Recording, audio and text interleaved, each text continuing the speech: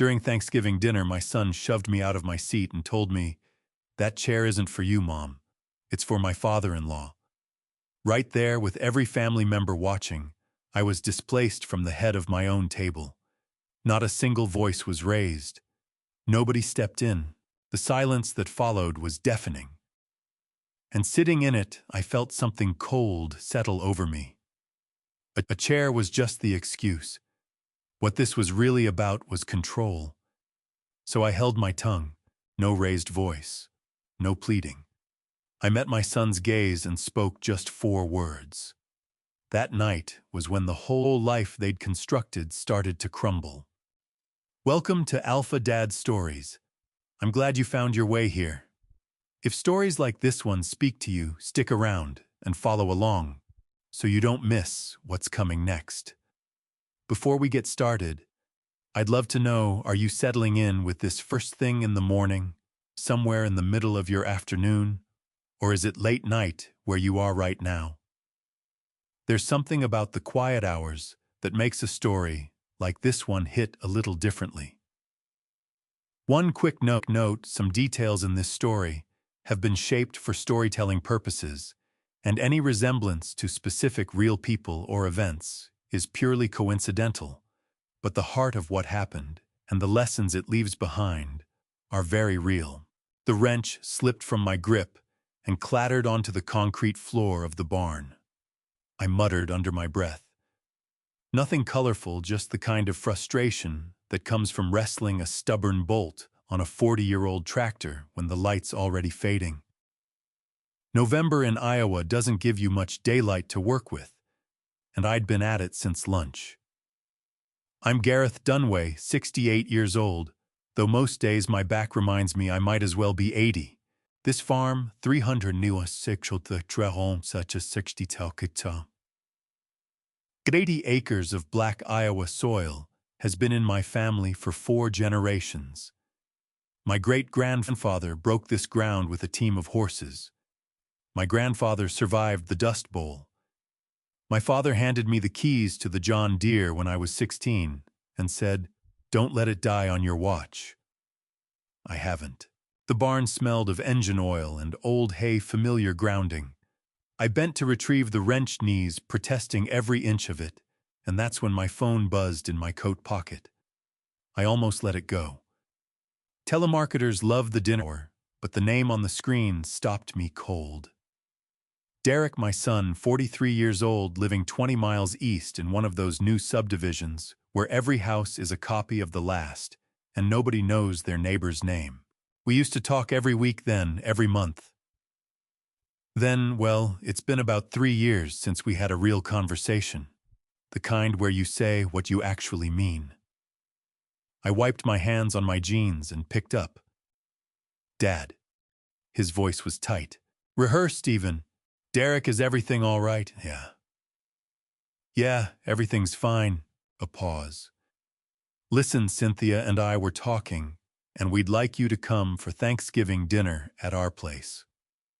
Around 6. I straightened up, caught off guard. Thanksgiving.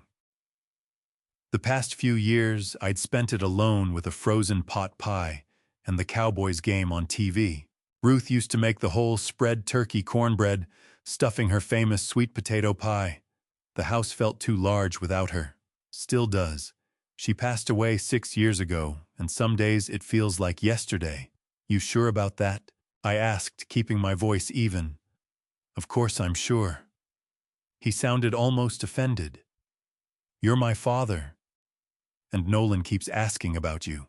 Nolan, my grandson, 19, now probably halfway through his first semester at college. Sharp kid, good kid. I hadn't laid eyes on him since last Christmas, and even then it was a quick handshake in a grocery store parking lot. And Nolan had been asking about me. "Yeah, he misses his grandpa." Derek's voice softened just slightly. "So, what do you say 6 Thanksgiving Day?" I should have said no. Something in my gut was already coiling that same instinct that warns you a storm's building before the sky shows a single cloud. But the idea of seeing Nolan again, of maybe just maybe beginning to close the distance that had grown between me and my son, that was enough. "Who else is coming?" I asked. "Just family. Cynthia's parents will be there, Clifford and Adele." Clifford Radner. I'd crossed paths with him twice. Sharp dresser, iron hand, the kind of man whose smile stops at his lips and goes no further. He'd made his money in finance, or so Derek said, and retired early to one of those gated communities where your worth is measured by your golf handicap. I couldn't stomach him, but I kept that to myself. "Sounds like a full house," I said. "It will be, so you'll come." I looked around the barn. The tractor could wait. The fields weren't going anywhere.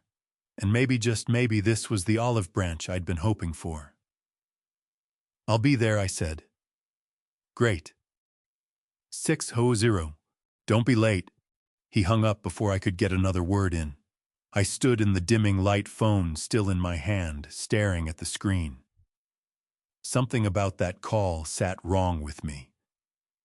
Derek's voice had been off, not warm, not relaxed.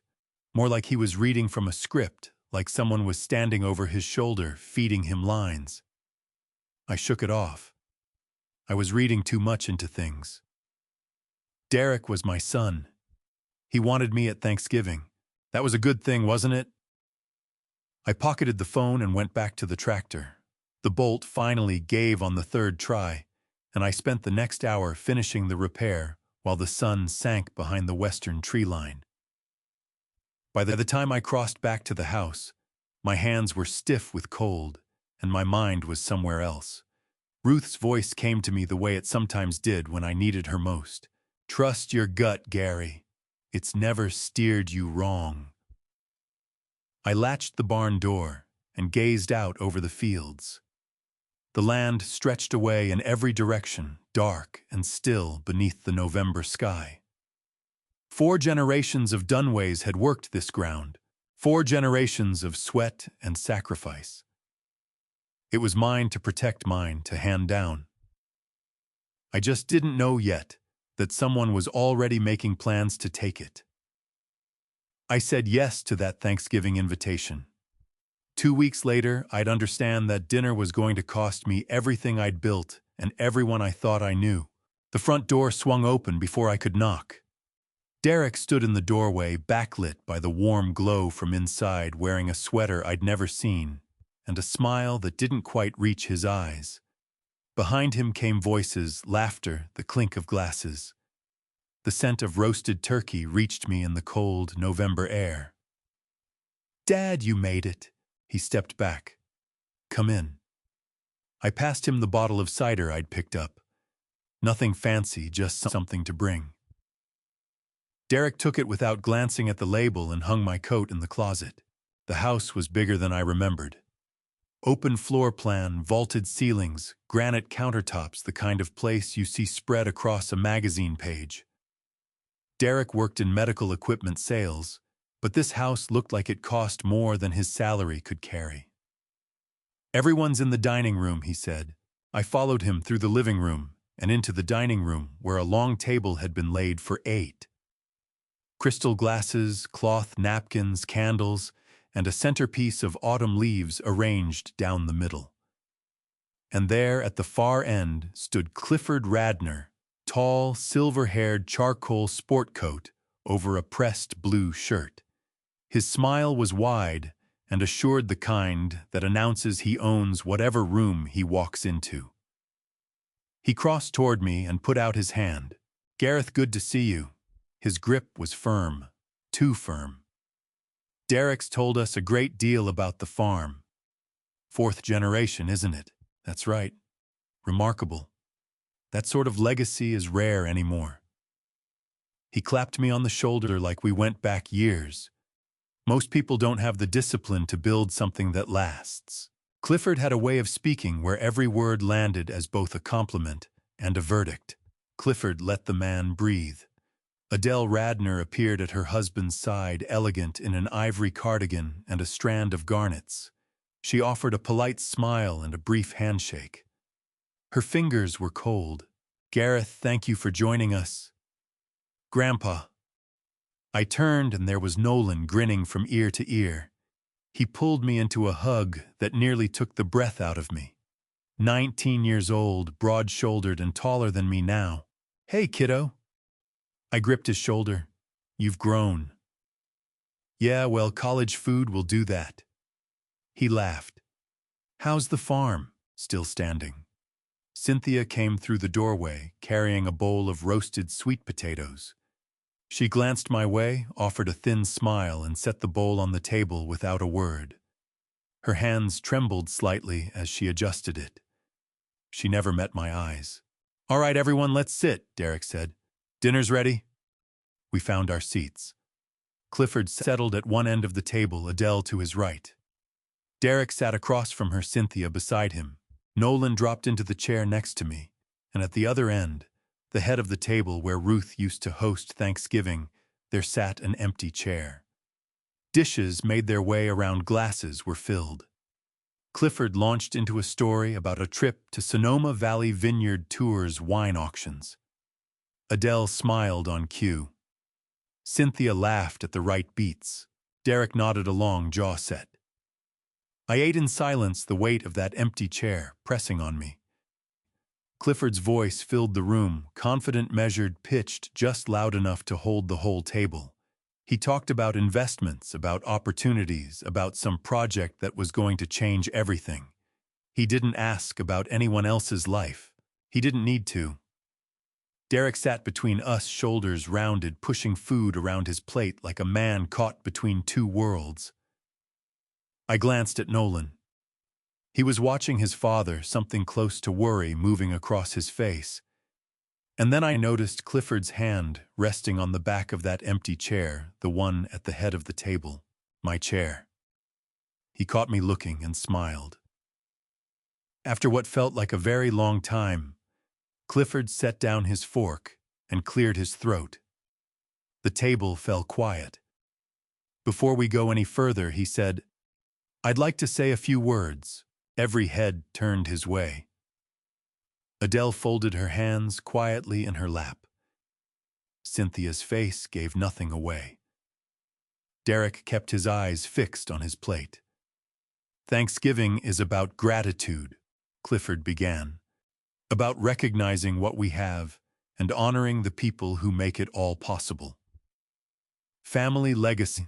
The foundations we lay down for the generation coming up behind us. He let the words sit there a moment.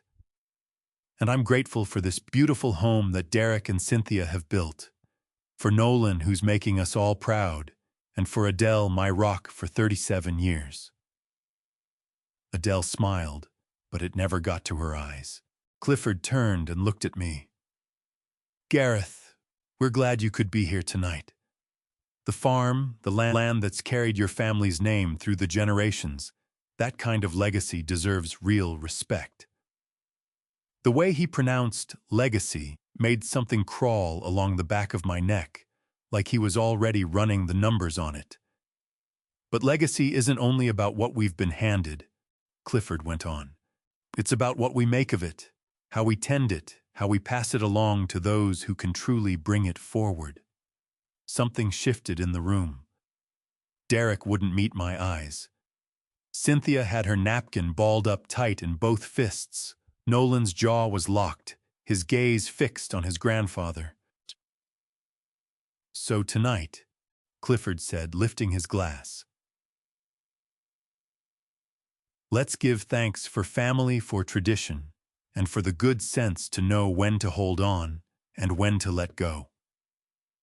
That smooth, measured smile again, and he took a slow sip.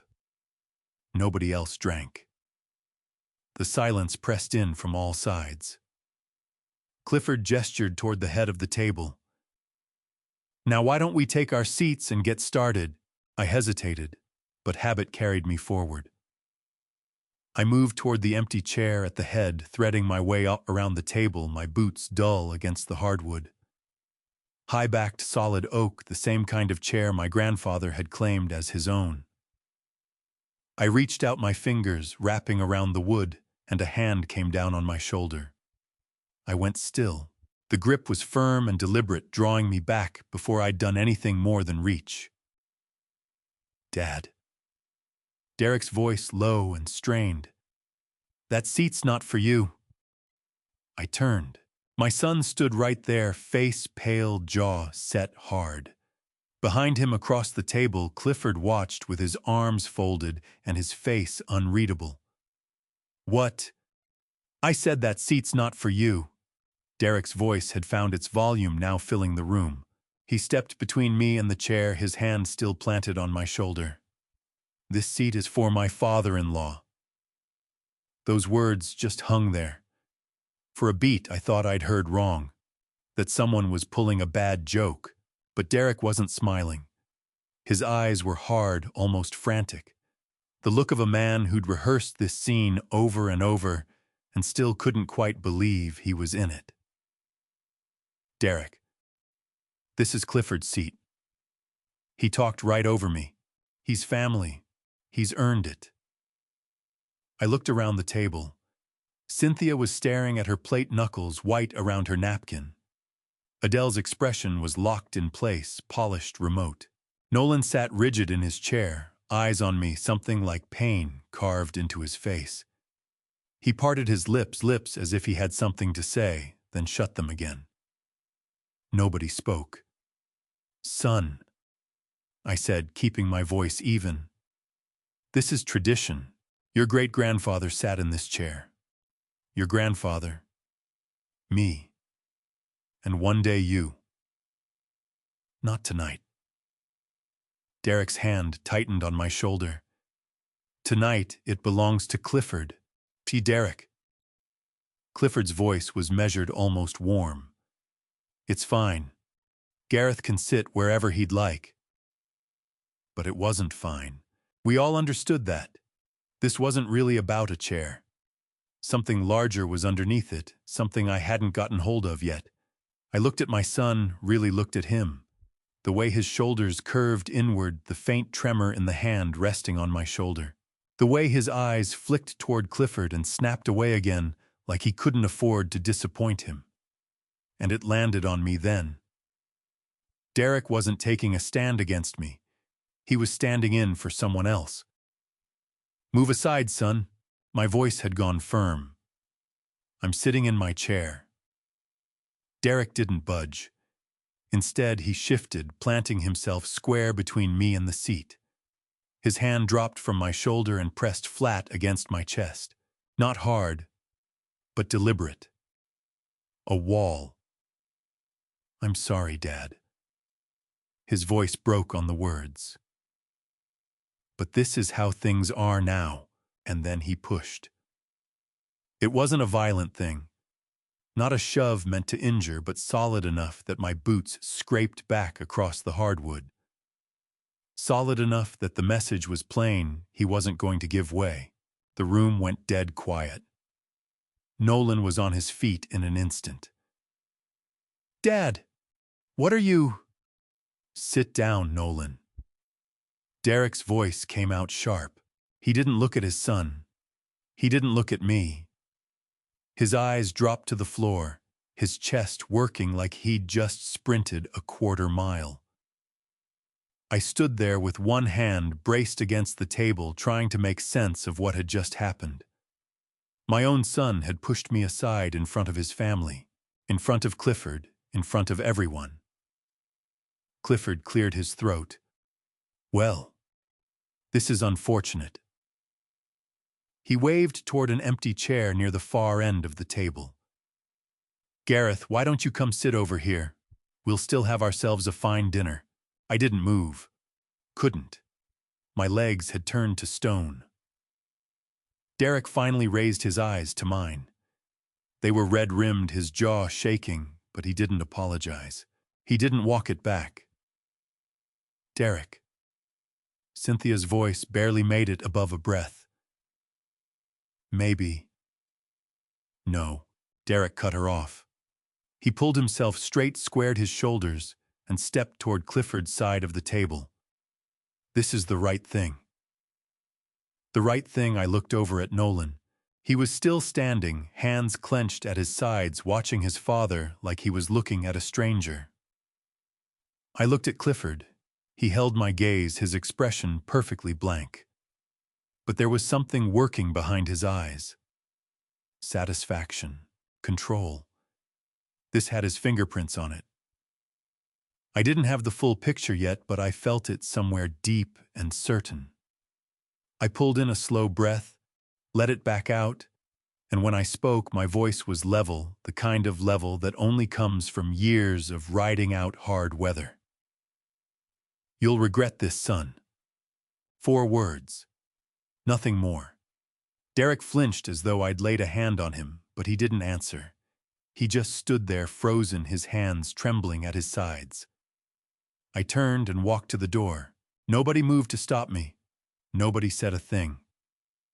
Behind me, Clifford's voice rolled out smooth and easy. Let's all sit down and finish our meal. No sense letting this spoil the evening. I pulled my coat from the closet and went out into the cold.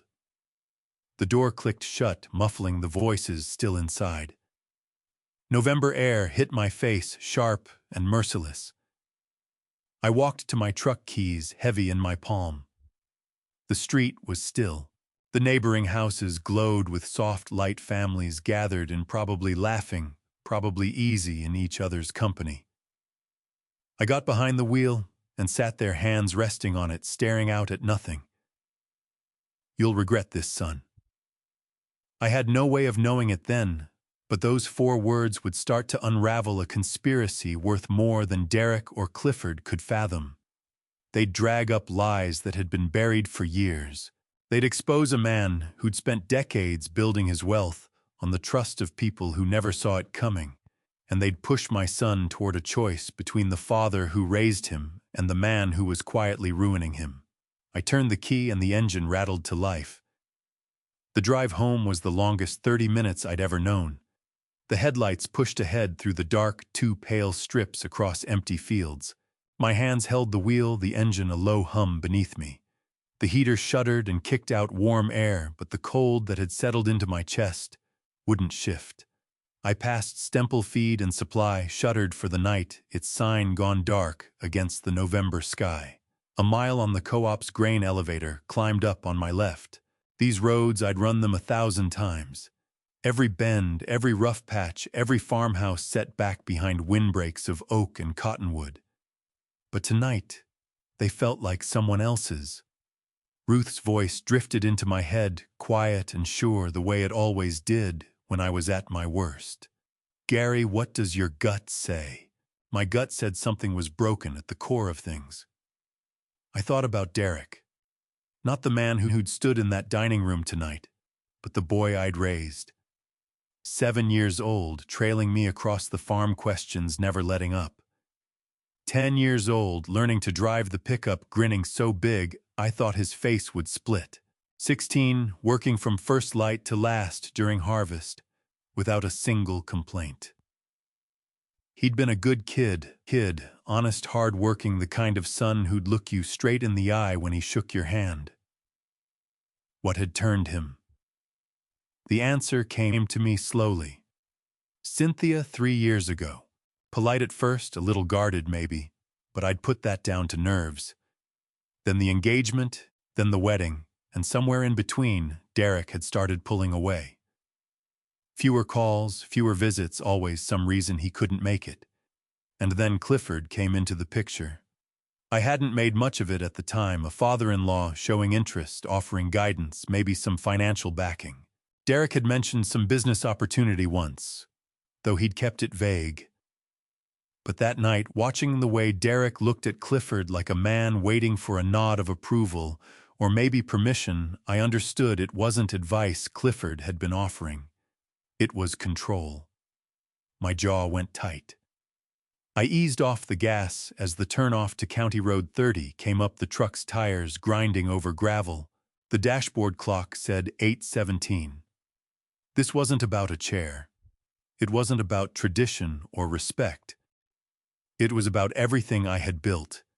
Everything my father and grandfather had built. 4 generations of sweat and sacrifice. all of it bound up in 380 acres of Iowa soil, and someone had their eye on it. That understanding hit me like a fist. I pulled onto the shoulder and dropped the truck into park. My hands were trembling. I tightened my grip on the wheel, trying to get steady. The farm was profitable, not spectacularly, but enough. Good years and lean years, same as everyone else. The land had been paid off since my father's time. No debts, no lions, nothing that should have made anyone come circling. Unless there was something I hadn't been told. I kept thinking about Clifford's toast. Legacy isn't just about what we inherit. It's about what we do with it. The wisdom to know when to hold on and when to let go. He'd been talking directly at me, at the farm. I made myself breathe. Anger wasn't going to serve me here. It made you careless. Ruth used to say that. Don't let them see you angry, Gary. Let them see you thinking. I pulled back onto the road, the engine growling as I brought the speed back up. The farm turnoff appeared ahead. The old wooden sign barely caught the headlights. Dunway Farm Est. 1918. I didn't want revenge. That wasn't in my nature. But I needed the truth. If somebody was moving against what was mine, what was ours, I had to understand why. Winifred Alcott. Her name surfaced like something solid to grab onto. She'd been our family's attorney for as long as I could place. Sharp as a tack, even at 72. She had handled my father's estate, drawn up Ruth's will, and knew the full paper trail of this land, every deed, every contract, every document tying the Dunway name to these fields. If there was anyone who could help me find my footing, it was her. The farmhouse appeared through the dark windows, unlit the porch light, throwing a thin yellow wash across the steps. I rolled into the gravel drive and cut the engine. For a moment, I just sat. The house had a weight to it on nights like this. An emptiness bigger than it ought to be. Ruth had been gone 6 years.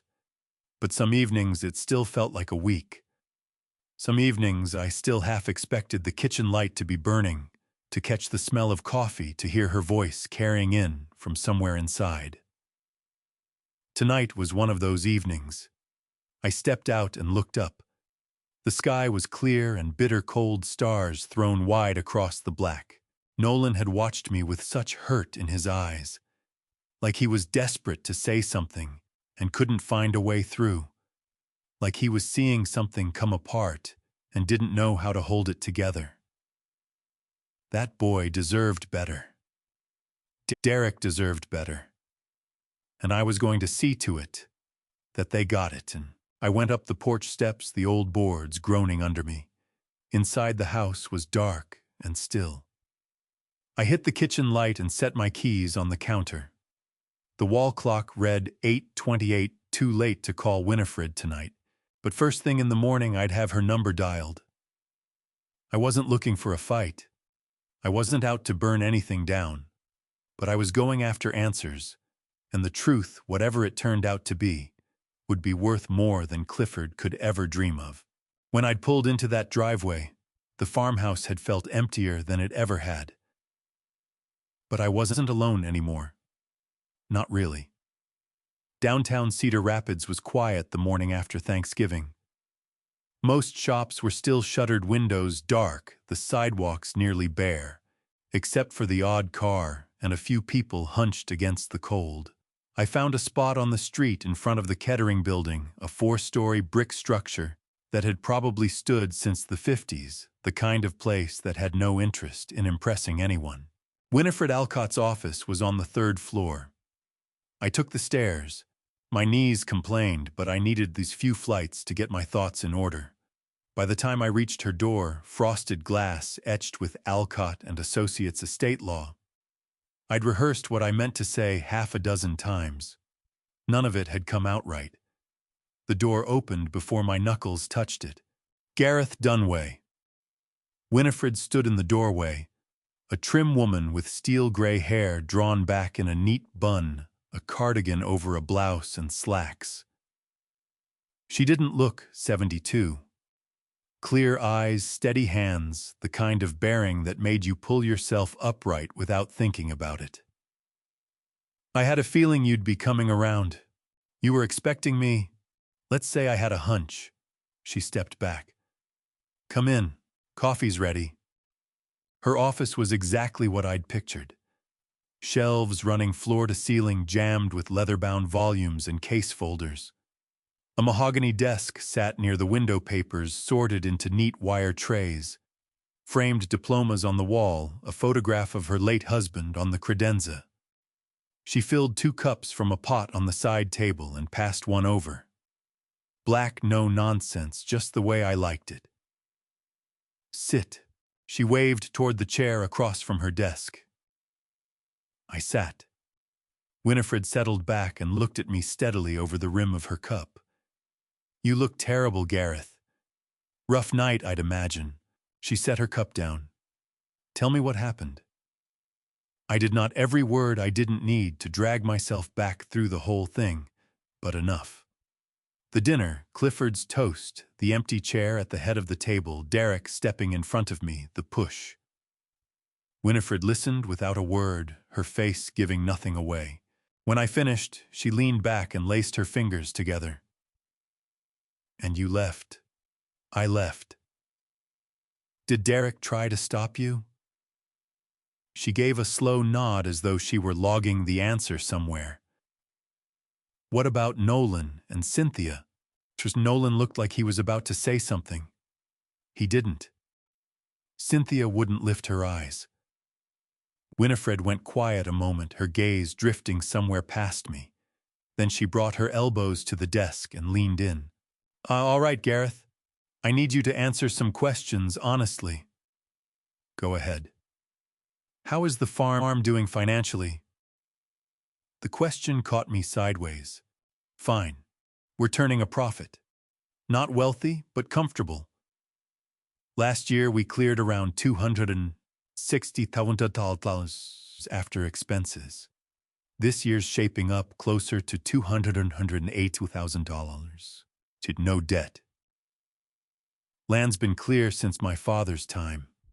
Savings sit somewhere around $182,000, give or take. Winifred's eyes sharpened. And Derek knows this. He should. I've never kept it from him. She nodded, writing something on her legal pad. Your will, is it up to date? Ruth and I had it drawn up about 10 years back. Everything passes to Derek. The land, the house, the equipment, all of it.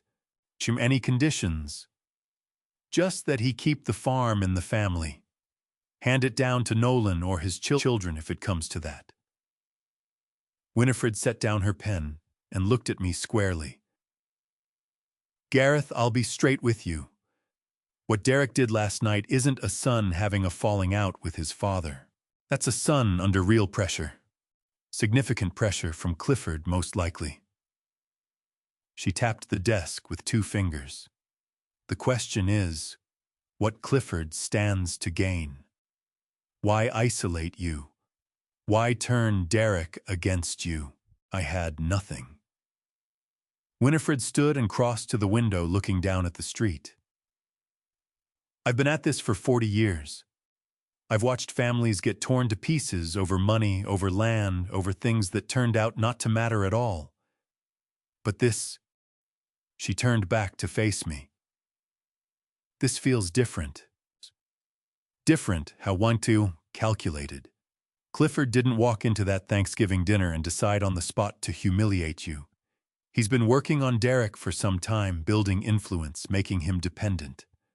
Those words settled into me like stones dropping into still water. What do I do? I asked.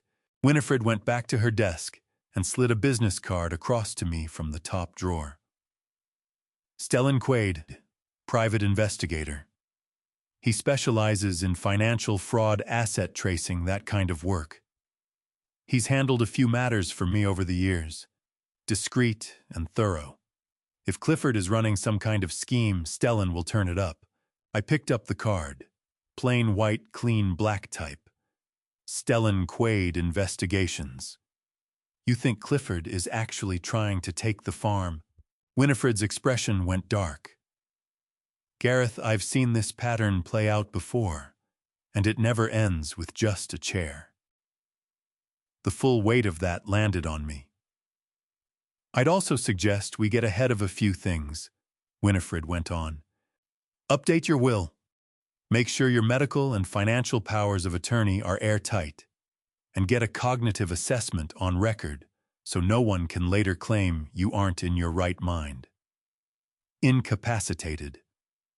The word felt ridiculous sitting next to who I was. If Clifford's trying to get his hands on your assets, the simplest route is through Derek, especially if he can make the case that you're no longer fit to manage your own affairs. My stomach dropped. Call Stellan, Winifred said. Today. Tell him I sent you. He'll want to sit down with you, ask some questions. After that, he'll start digging. I turned the card over in my fingers.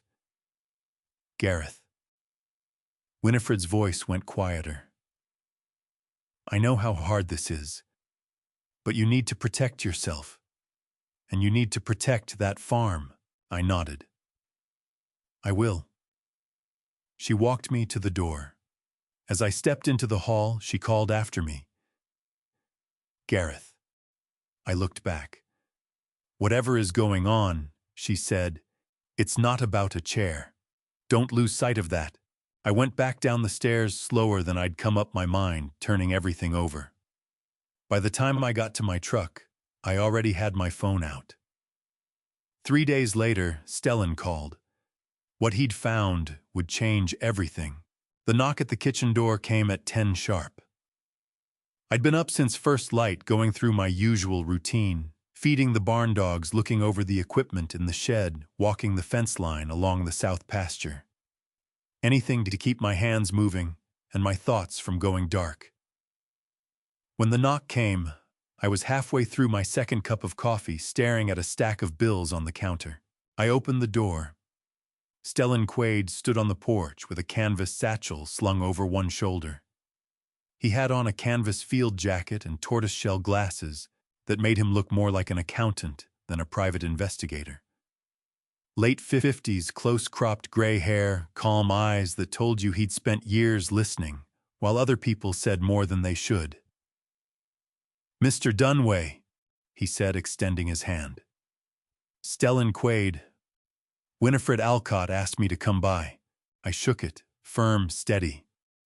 Come in, coffee, black, he said.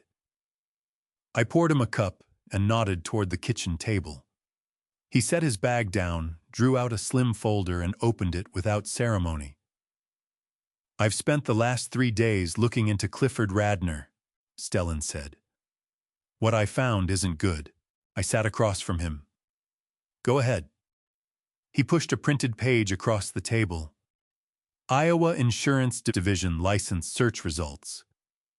Clifford Radnor.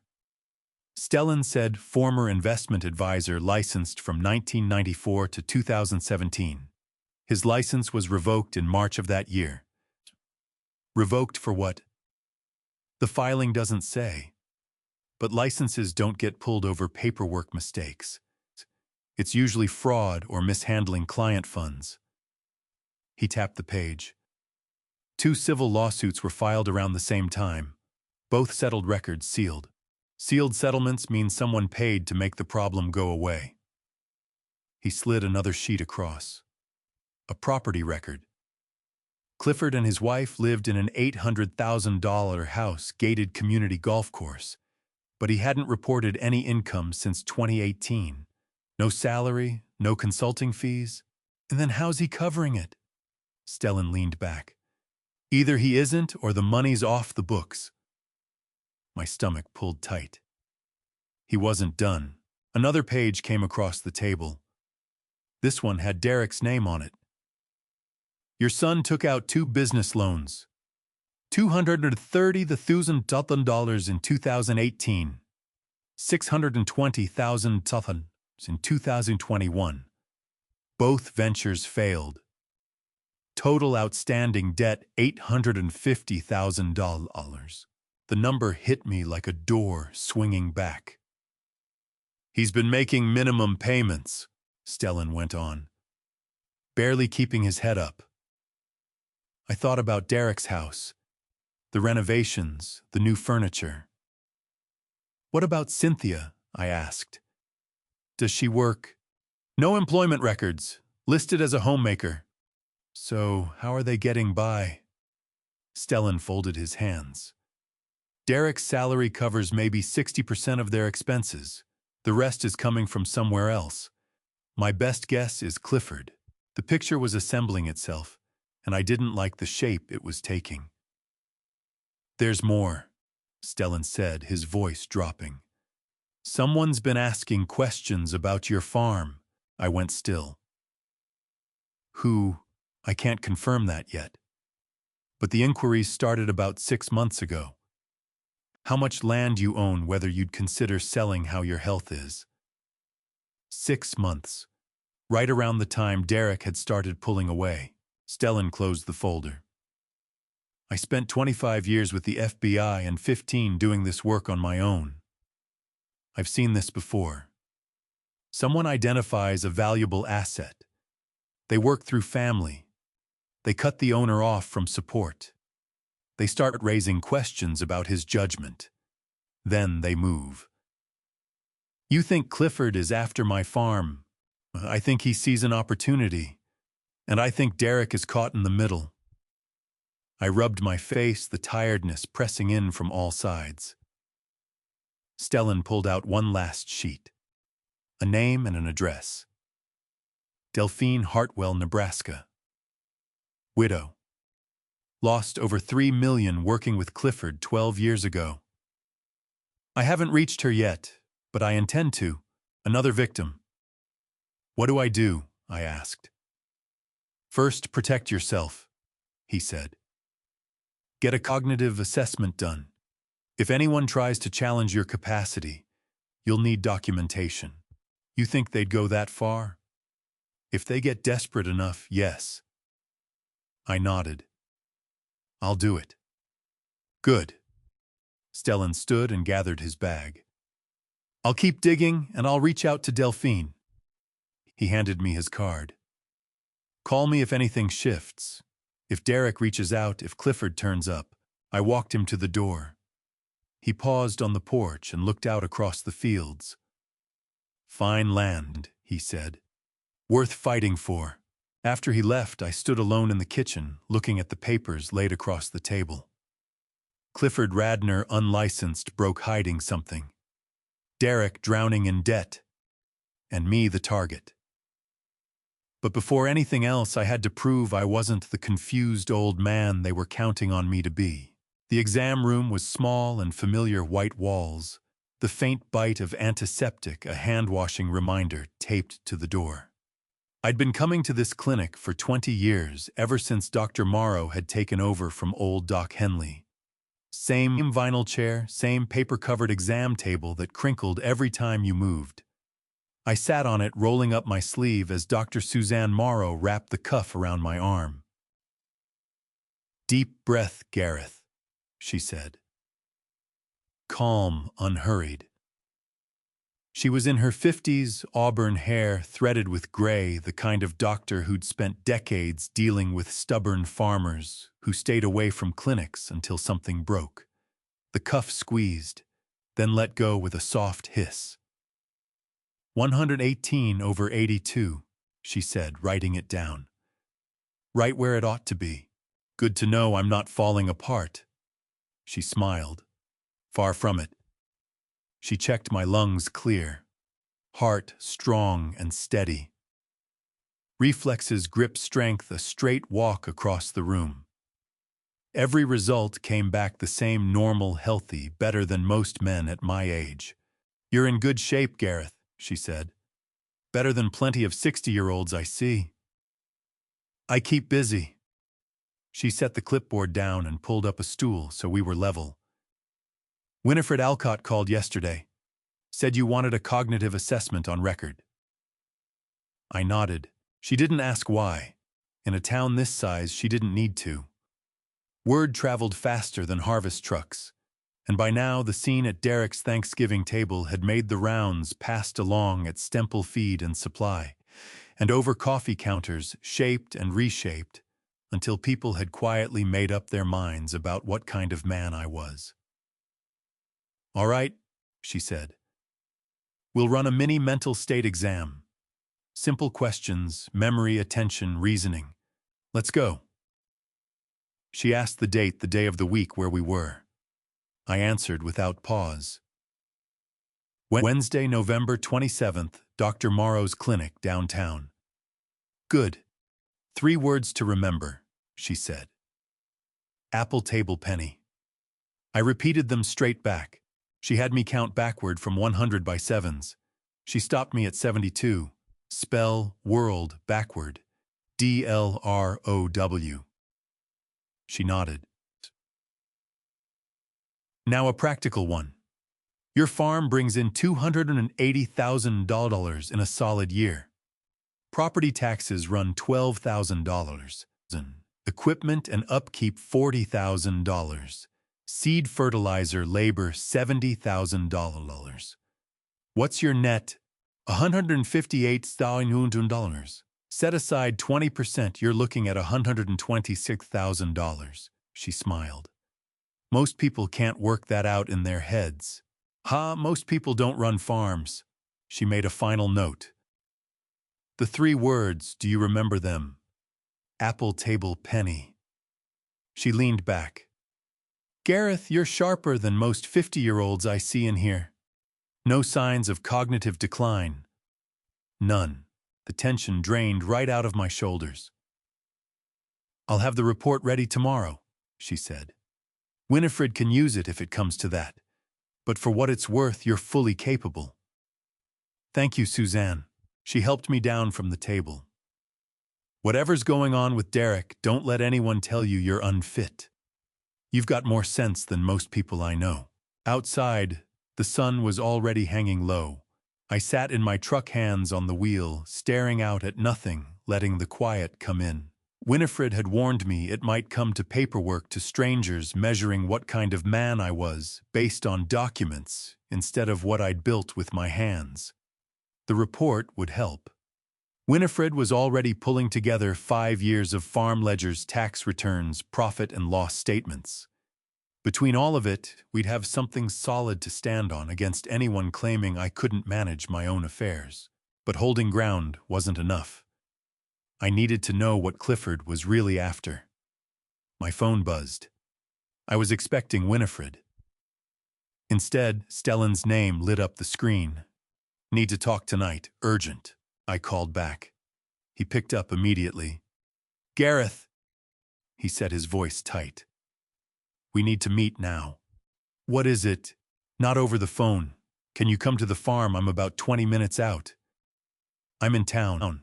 I'll be there in 30. Good. A beat. Because what I found, it's not just about Clifford. It's about the land beneath your feet. The line went dead. I looked at the phone in my hand. The land beneath your feet. I drew one slow breath, bracing myself for whatever was coming. Then I turned the key. The engine turned over, and the road back home opened up ahead of me. They were already there when I swung into the driveway. Stellan's sedan sat beside Winifred's silver Buick, both pulled up near the porch. Through the kitchen window, I could make out shadows moving around inside. I'd left the door unlocked, small-town habit, and they'd let themselves in. By the time I came through the door, they'd laid documents out across the coffee table. Maps, printouts, legal files. Stellan stood at the window with his arms folded, his face tight. Winifred was on the couch, reading, glasses on her nose, working through a thick binder. Gareth, Stellan said, turning toward me. We need to talk. Right now. I shrugged my coat off and dropped it over a chair. Go ahead. Winifred pointed to the armchair across from her. Sit down. This is going to take a while. I sat. Stellan moved to the coffee table and lifted a geological survey map, the kind printed in colored layers showing what's underground. He unfolded it and put his finger on a section marked in yellow. "This is your farm," he said. 380 acres. You know that part? What you don't know is what's below it. I leaned in, studying the map. The yellow covered every corner of my property, the south pasture, the north fields, the timber strip along the creek, all of it. You know, this is the Bakken Shale Formation, Stellan went on. It cuts through parts of North Dakota, Montana, and here in northwest Iowa. One of the richest oil and gas deposits anywhere in the country. I stared at him. Oil. On my land. Not just oil, mineral rights. He produced another document, a geological report stamped with a company logo I'd never seen. This survey was commissioned 3 months ago by a geologist named Dr. Owen Tansley. And who do you suppose hired him, Clifford? There it was. Stellan tapped the report. Tansley's findings put the mineral rights beneath your property at $45 to $60 million. That number hung in the air like a thunderclap. I couldn't breathe. $45 to $60 million. My voice came out hoarse. Winifred looked up from her binder. Gareth, do you hold the mineral rights to this land? I tried to think it through. My grandfather bought this farm in 1951. He owned it free and clear. My father inherited it after him, then me. So yes, I believe so.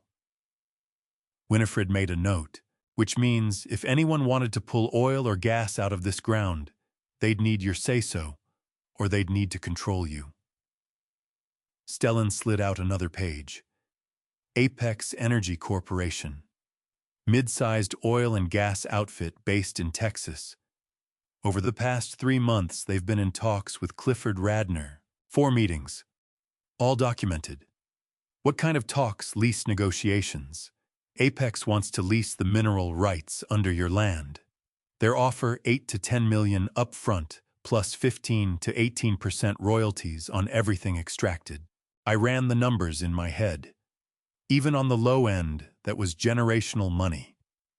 Wealth that could secure Nolan's future, Derek's future, the future of every Dunway for the next 100 years. But there's a problem, Stellan said. Clifford doesn't own your land, you do. He can't make that deal. Unless he controls me, I finished. Exactly. Winifred opened her binder and drew out a legal document. This is a petition for conservatorship. If someone can demonstrate you're incapacitated mentally or physically, they can ask the court to name a conservator to manage your affairs. And if Derek's named conservator, he'd have the legal standing to lease those mineral rights. And Clifford controls Derek. Precisely. Stellan set the report down and looked straight at me.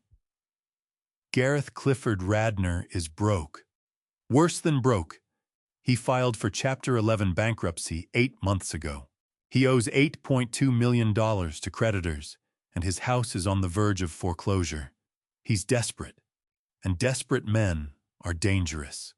I thought back to Thanksgiving, the empty chair, Derek's shaking hands, the way Clifford had smiled as I walked away.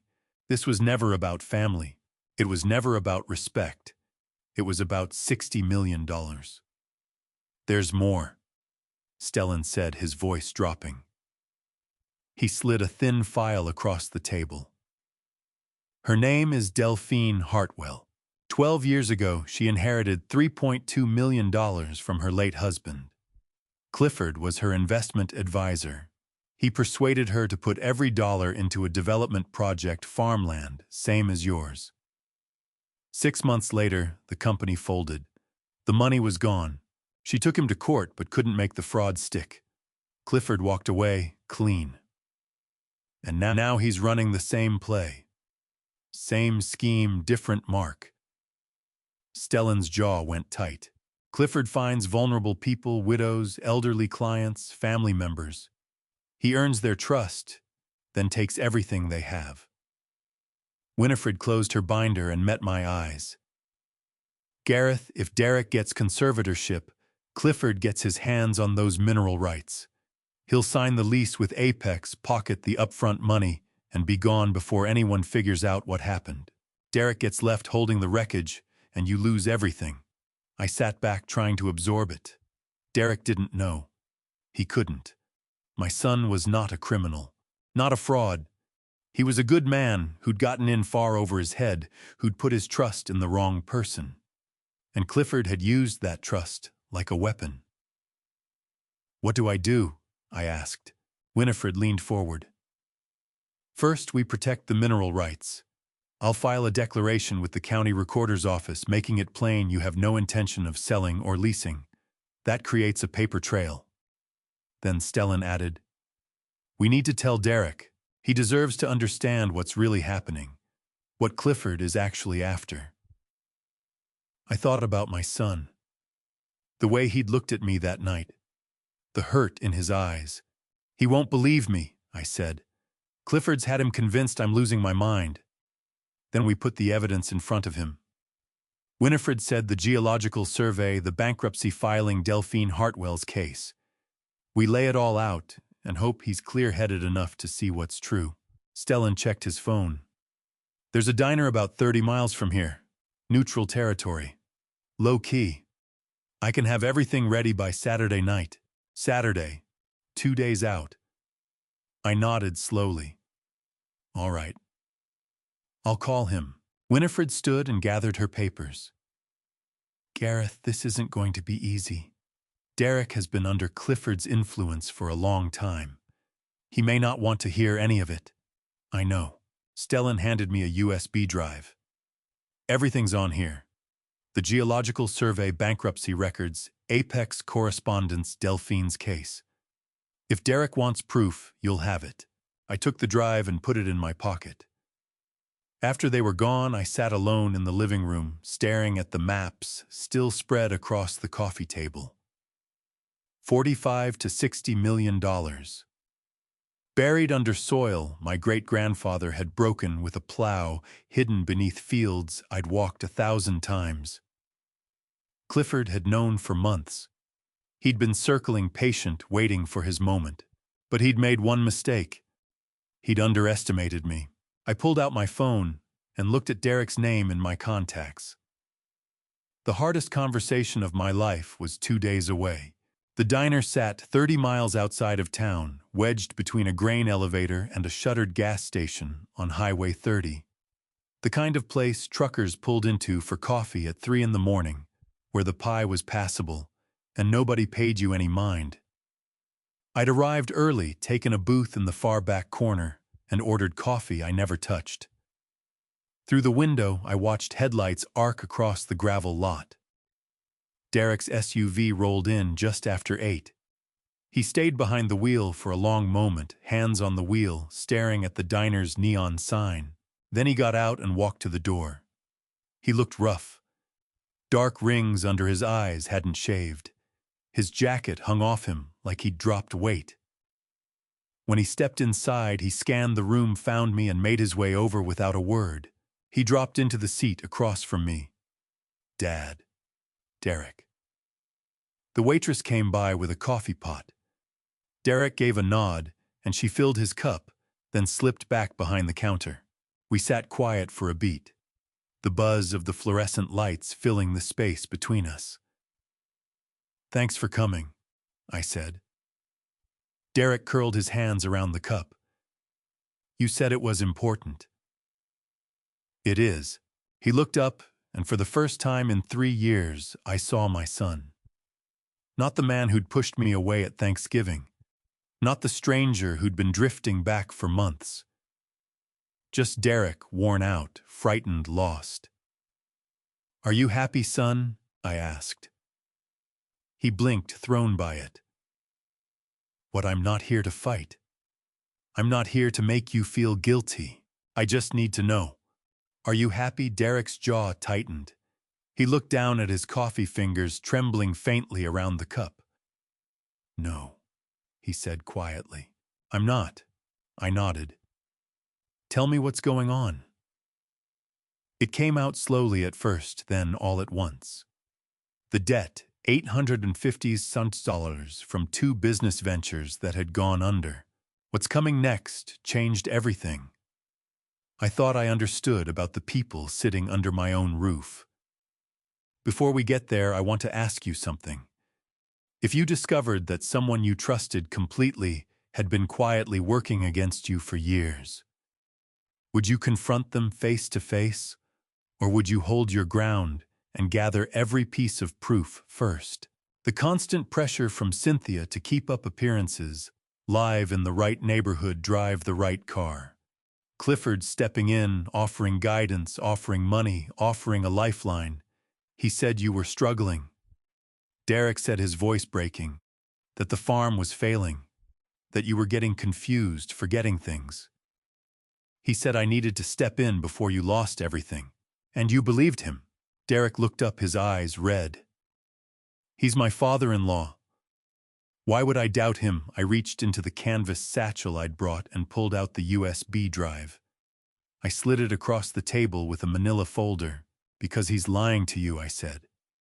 And I can prove it. Derek stared at the folder, but left it closed. Inside there, I went on, you'll find Clifford's bankruptcy filing. Chapter 11. He owes $8.2 million. His house is days from foreclosure. He's broke, Derek. Worse than broke. Derek opened the folder with unsteady hands. His eyes moved across the first page, a legal document bearing a court seal. His face drained of color. This can't be right. It's right. I produced another document. This is a geological survey of my farm. Did you know there's oil under this land, mineral rights, worth $45 to $60 million? Derek's head came up fast. What Apex Energy wants to lease it? 8 to 10 million upfront plus royalties. Clifford has been in negotiations with them for months. 4 meetings, every one of them documented. I slid the Apex correspondence across the table. But he can't lease those rights, I said, because I'm the one who owns them. Unless somebody takes control of my farm, somebody like you. Derek looked at the papers, his breathing gone shallow. There's more. I took out a thin file. Delphine Hartwell. 12 years ago, Clifford was her investment advisor. She inherited $3.2 million. He talked her into putting every cent of it into one deal. 6 months on it had vanished. She took him to court, but couldn't make the fraud case hold. He walked away without a scratch. Dad, I didn't. I know you didn't. I leaned in toward him. Clifford's been building this for months. He found you when you were at your lowest. He came in offering help, made himself indispensable, and then he started cutting you off from me. Derek's hands were trembling. He said you were losing your mind. I drew out the last document, Dr. Morrow's medical report. This is from 3 days ago, I said. A full cognitive assessment. Blood pressure, reflexes, memory tests, problem solving. Dr. Morrow says I'm sharper than most 50-year-olds she sees. Derek read through the report, his expression falling apart. And these, I said, setting down 5 years of farm ledgers, those are the books. 250 to 280,000 in profit every single year. The farm isn't failing. It's thriving. Derek put the papers down and pressed his face into his hands. He lied to me, he whispered. He's been lying the whole time. Yes. And I believed him. Derek looked up, the tears running freely. I pushed you away at Thanksgiving, in front of everyone, Derek. I reached across the table and gripped his shoulder. You didn't know. He worked you. That's what he does. What do I do? Derek's voice was raw. What do I do now? I sat back and weighed my words. Help me stop him, I said, before he burns us both down. Derek wiped his eyes. How Clifford thinks he's won. He thinks you're still in his corner, so we let him keep right on thinking that. You want me to deceive him. I want you to protect yourself and your family. I held a beat. Can you do that? Derek was quiet for a stretch. Then he gave a slow nod. What about Cynthia? He asked. You can't tell her. Not yet. If Cynthia finds out, Clifford will know within the hour. Derek flinched at that, but nodded again. Okay. Good. I pulled out Stellan's card. This is Stellan Quaid. He's a private investigator who's been working with me. Tomorrow I want you to meet him. He'll set you up with a recording device, something small, easy to conceal. You want me to record Clifford when the time comes. I need real evidence. If Clifford incriminates himself, if he says out loud what he's been trying to pull off, we can stop him. Derek stared at the card, then tucked it into his pocket. I'm sorry, Dad, he said, his voice giving way. I'm so sorry. I know. We sat with it for a moment, the full weight of everything settling between us. Then Derek got to his feet. I stood with him, and for the first time in 3 years, I pulled my son into a hug. He held on hard, his shoulders shaking. We're going to fix this, I told him quietly. Together. When we walked out of the diner, the night air hit us cold and sharp. Derek headed toward his SUV, then stopped and turned back. Dad. Yeah, thank you for not giving up on me. I nodded. Never. He climbed in and pulled out taillights, shrinking into the dark. I stood there a moment, watching the empty highway. The fight had only just started. But for the first time since Thanksgiving, I wasn't in it alone. 3 days later, Clifford made his opening move. The courtroom was smaller than I'd pictured. Wooden benches, a judge's bench up front, an American flag in the corner, and the place was full. Clifford sat at the left table with a lawyer in a sharp, expensive suit beside him. Adele was behind him, hands folded in her lap. Cynthia was there too, eyes cast toward the floor.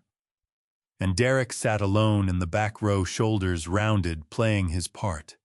When I walked in with Winifred, he glanced up for the briefest moment, then looked away. All rise. Judge Norma Ashcraft entered, silver-haired, with eyes that swept the room as if she could read every soul in it. She settled into her seat, and we followed. This is a petition for conservatorship, filed through Derek Dunway by Clifford Radner. She turned to Clifford's attorney. Attorney Wexford, you may proceed. Terence Wexford rose, composed, polished, assured. Your Honor, this petition is brought out of genuine concern. Gareth Dunway is 68 lives alone on a farm. His son has observed alarming behavior, erratic choices, episodes of confusion. On Thanksgiving, Mr. Dunway grew agitated during a family dinner and left without warning. We believe he may be experiencing cognitive decline and is no longer in a position to manage his own affairs. Judge Ashcraft looked at me. Mr. Dunway, your response. Winifred stood. Your Honor, my client rejects these allegations entirely. Gareth Dunway is in excellent health, and we have documentation to support that. She handed the bailiff a file. This is a medical evaluation by Dr. Suzanne Morrow, Mr. Dunway's physician of 20 years. Cognitive testing, physical examination, a full capacity assessment. Dr. Morrow finds that Mr. Dunway's cognitive function exceeds that of the average person his age. The judge read in silence.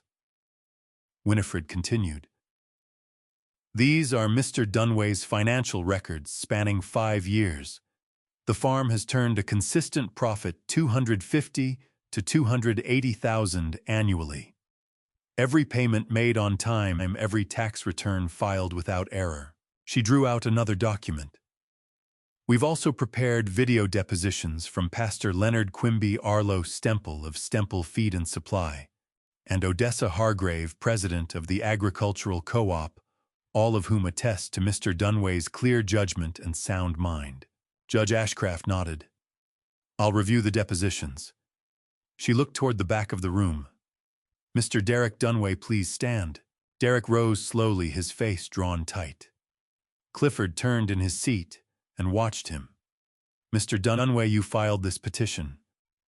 Do you genuinely believe your father lacks capacity? The courtroom went still. Derek hesitated. Your Honor, I've had concerns. There were moments I wondered, but he glanced at me just for a half-second. I respect the medical evidence, and I know my father is capable.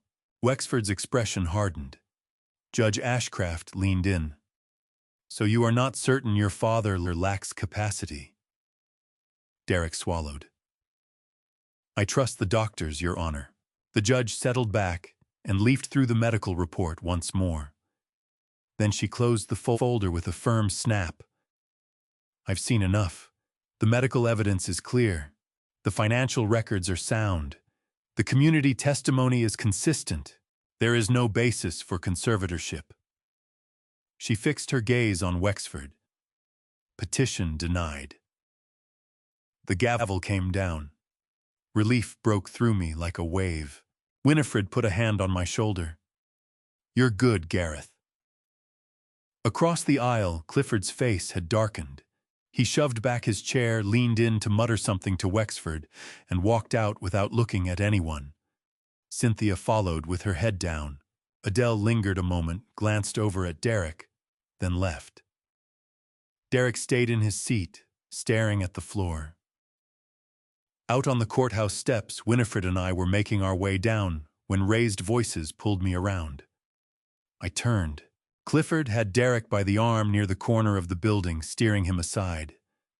Nolan stood a few feet back, watching his face tight with unease. I couldn't make out the words, but I could see Derek's color drain. Clifford leaning in close voice, low and hard. Then Clifford released him and walked off, gone into the parking lot. Derek stood there frozen. Nolan stepped over to his father, said something I couldn't catch. Derek shook his head, laid a hand on his son's shoulder, and they moved toward the car. Winifred touched my arm. Gareth, whatever Clifford just said, I know. I didn't know what Plan B looked like, but I'd find out soon enough. That night, my phone rang. Derek's name on the screen. I picked up. Dad. His voice was shaking. We need to talk. Right now. Dad, listen to me. Clifford knows something's off. I gripped the phone, hard pulse hammering. What happened? Derek's breath came in short bursts like he'd been running. After the hearing, Clifford pulled him aside and told him he'd made a mistake, that he'd disrespected him in front of the judge. Then he said, Derek's voice dropped. He said, Plan B starts tonight. Plan B. He called an emergency meeting at my house 20 minutes after we walked out of that courthouse. Derek paused. Dad, I recorded it. My blood went cold. What did he say? Hold on. I'm sending it now. My phone buzzed. A voice memo appeared on the screen. I tapped it. Clifford's voice filled my kitchen, smooth, controlled. The old man's tougher than I thought. We need to speed this up. A second voice came through, younger, rougher around the edges. What do you want me to do? Tractor accident. Cut the brake line on the John Deere. Make it look natural. He checks the south field every Wednesday morning. That gives us tomorrow night. And if something goes wrong... Nothing goes wrong. You're a mechanic, Dax. You know tractors. Just make sure it reads like equipment failure. What's the pay? $5,000 cash. Half now, half when it's done. The recording cut off. I stood there staring at my phone, hands unsteady. They were planning to tamper with my tractor, cause a crash, make it look like nothing more than a terrible accident. Dad. Derek's voice pulled me back. Are you still there? I'm here. My voice came out rough. Who's Dax? Dax Pelton. He's a mechanic. Does repo work side jobs for some of Clifford's contacts. I didn't know he'd be there. Clifford just brought him along. Where were you when all this was said? Upstairs. I heard them come in, so I opened the voice recorder app on my phone and left it on the desk in my office. They were right below me. Smart kid. Derek, you need to get yourself out of that house. I can't. Cynthia's asleep upstairs. If I leave now, she'll want to know why. He was right. If Cynthia knew, Clifford would know by morning. All right, stay put. Lock your door. I'm calling Winifred. Dad, stay put. I hung up and dialed Winifred. She picked up on the second ring, voice sharp despite the late hour. Gareth, what's wrong? I played her the recording. When it ended, silence stretched out on the line. Gareth, this is attempted murder. I know. We need to get the police involved right now. I'm calling Sheriff Pickett next. Good. I'll draft an emergency restraining order. We can have it filed by morning. She paused. Gareth, stay well away from that tractor. Don't go anywhere alone until Dax Pelton is in custody. I won't. I hung up and called Sheriff Clem Pickett. He answered on the fourth ring, sounding like I'd woken him. Gareth, it's 9 at night. What is it? Clem, I need you to hear something. I played the recording. By the time it finished, Clem was fully awake. Lord Gareth, that's conspiracy. Attempted harm. Who's Dax Pelton mechanic? 30-something. Works around town. I know him, small time. Does repo work side jobs. Didn't figure he'd take it this far. Clem's voice hardened. All right. I'm calling 2 deputies. We'll pick him up tonight. What about Clifford? We'll bring him in for questioning. But without physical evidence, without Dax actually following through, charges are going to be hard to make stick.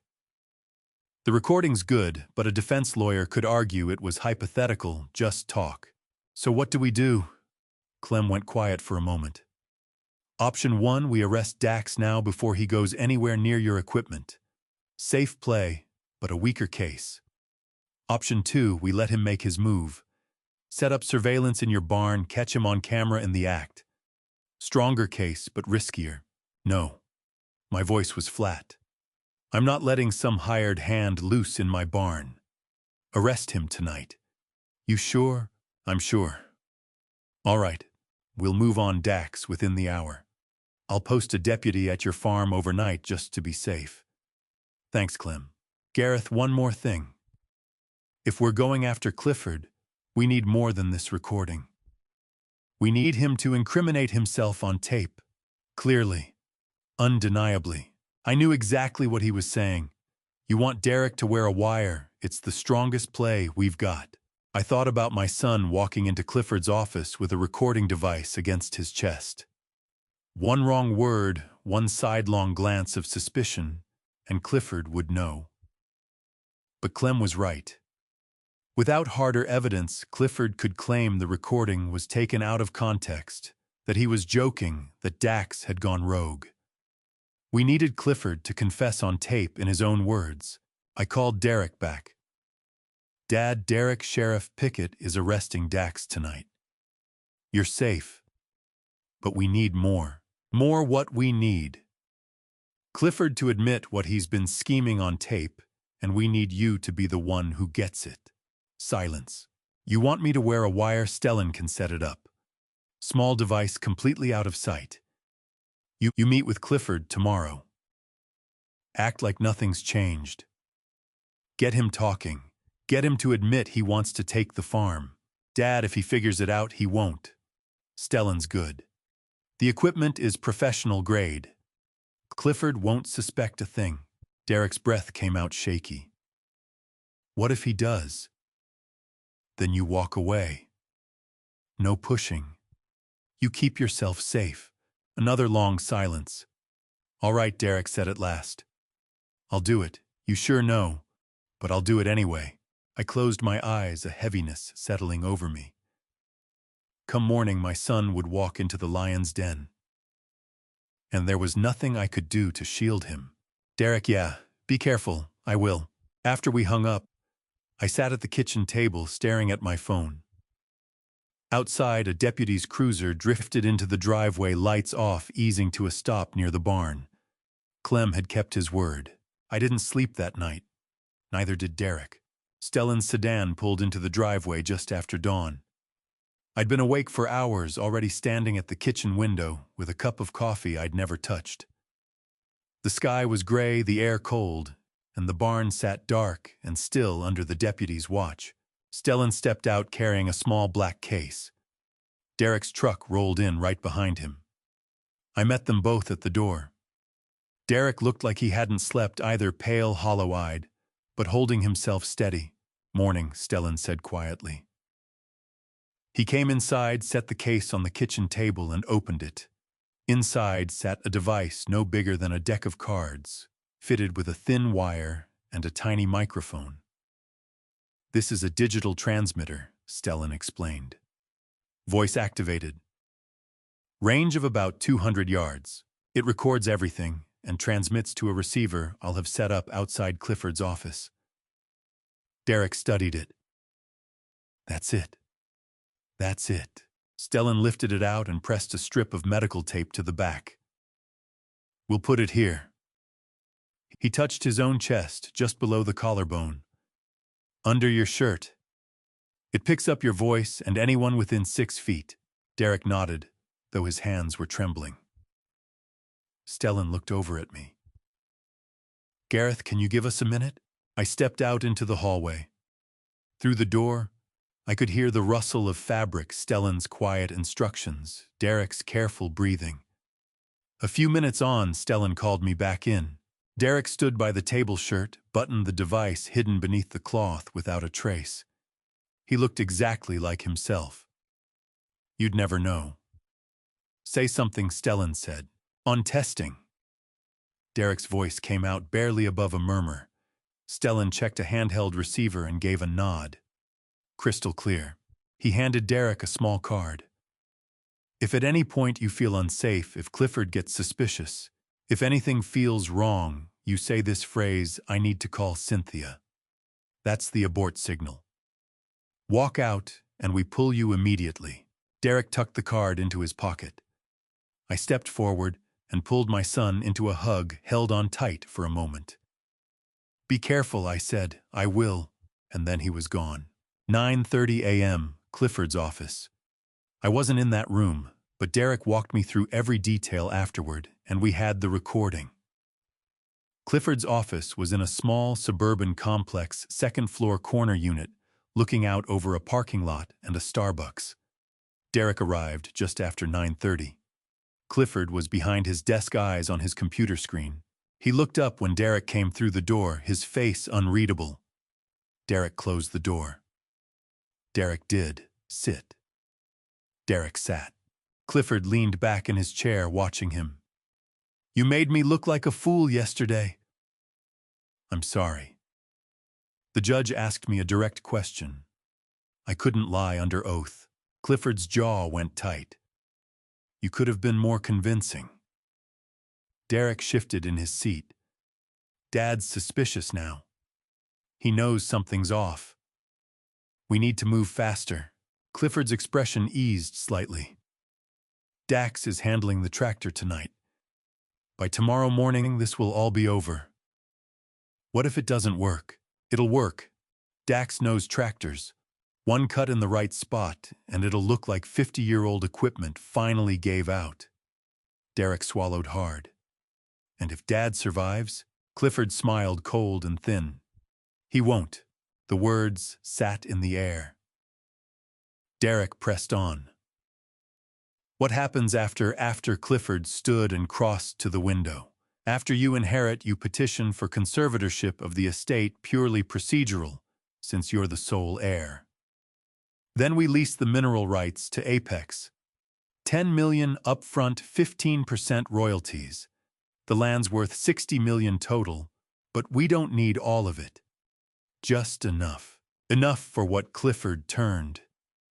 I owe $8.2 million, Derek. Creditors are breathing down my neck. My house is 2 months from foreclosure. This deal pulls me out, and it sets you up for life. 10 million split 2 ways, 5 for me, 5 for you. Your debts disappear, you keep the house. Cynthia's happy, everyone wins, except my father. Clifford shrugged. Your father's had 70 good years. He's lived his life. Now it's your turn. Derek's voice went tight. What about Delphine Hartwell? Clifford actually laughed. Ancient history. She couldn't prove a thing then, and she can't prove anything now. That woman's been chasing shadows for 12 years. What about Dax? What happens to him? Dax is an idiot, but he's loyal and he's cheap. $5,000 and he'll do whatever I ask. If anything goes sideways, he takes the fall. Not us. Derek leaned forward. What if Dad doesn't? What if the tractor thing doesn't work? Clifford's smile came back. Then we sue the equipment manufacturer. Faulty brakes, negligence. Your father's gone and you inherit all the faster. Either way, Derek, you come out ahead. Derek sat back, his face gone pale. And then from the hallway came the sound of boots on tile. The door flew open. Sheriff Clem Pickett stepped through, flanked by 3 deputies, his hand resting near his belt. Clifford Radner, on your feet. Hands where I can see them. Clifford's face went white. What the you're under arrest for conspiracy to cause harm, fraud, attempted sabotage, and financial exploitation. Clem produced a pair of handcuffs. Turn around.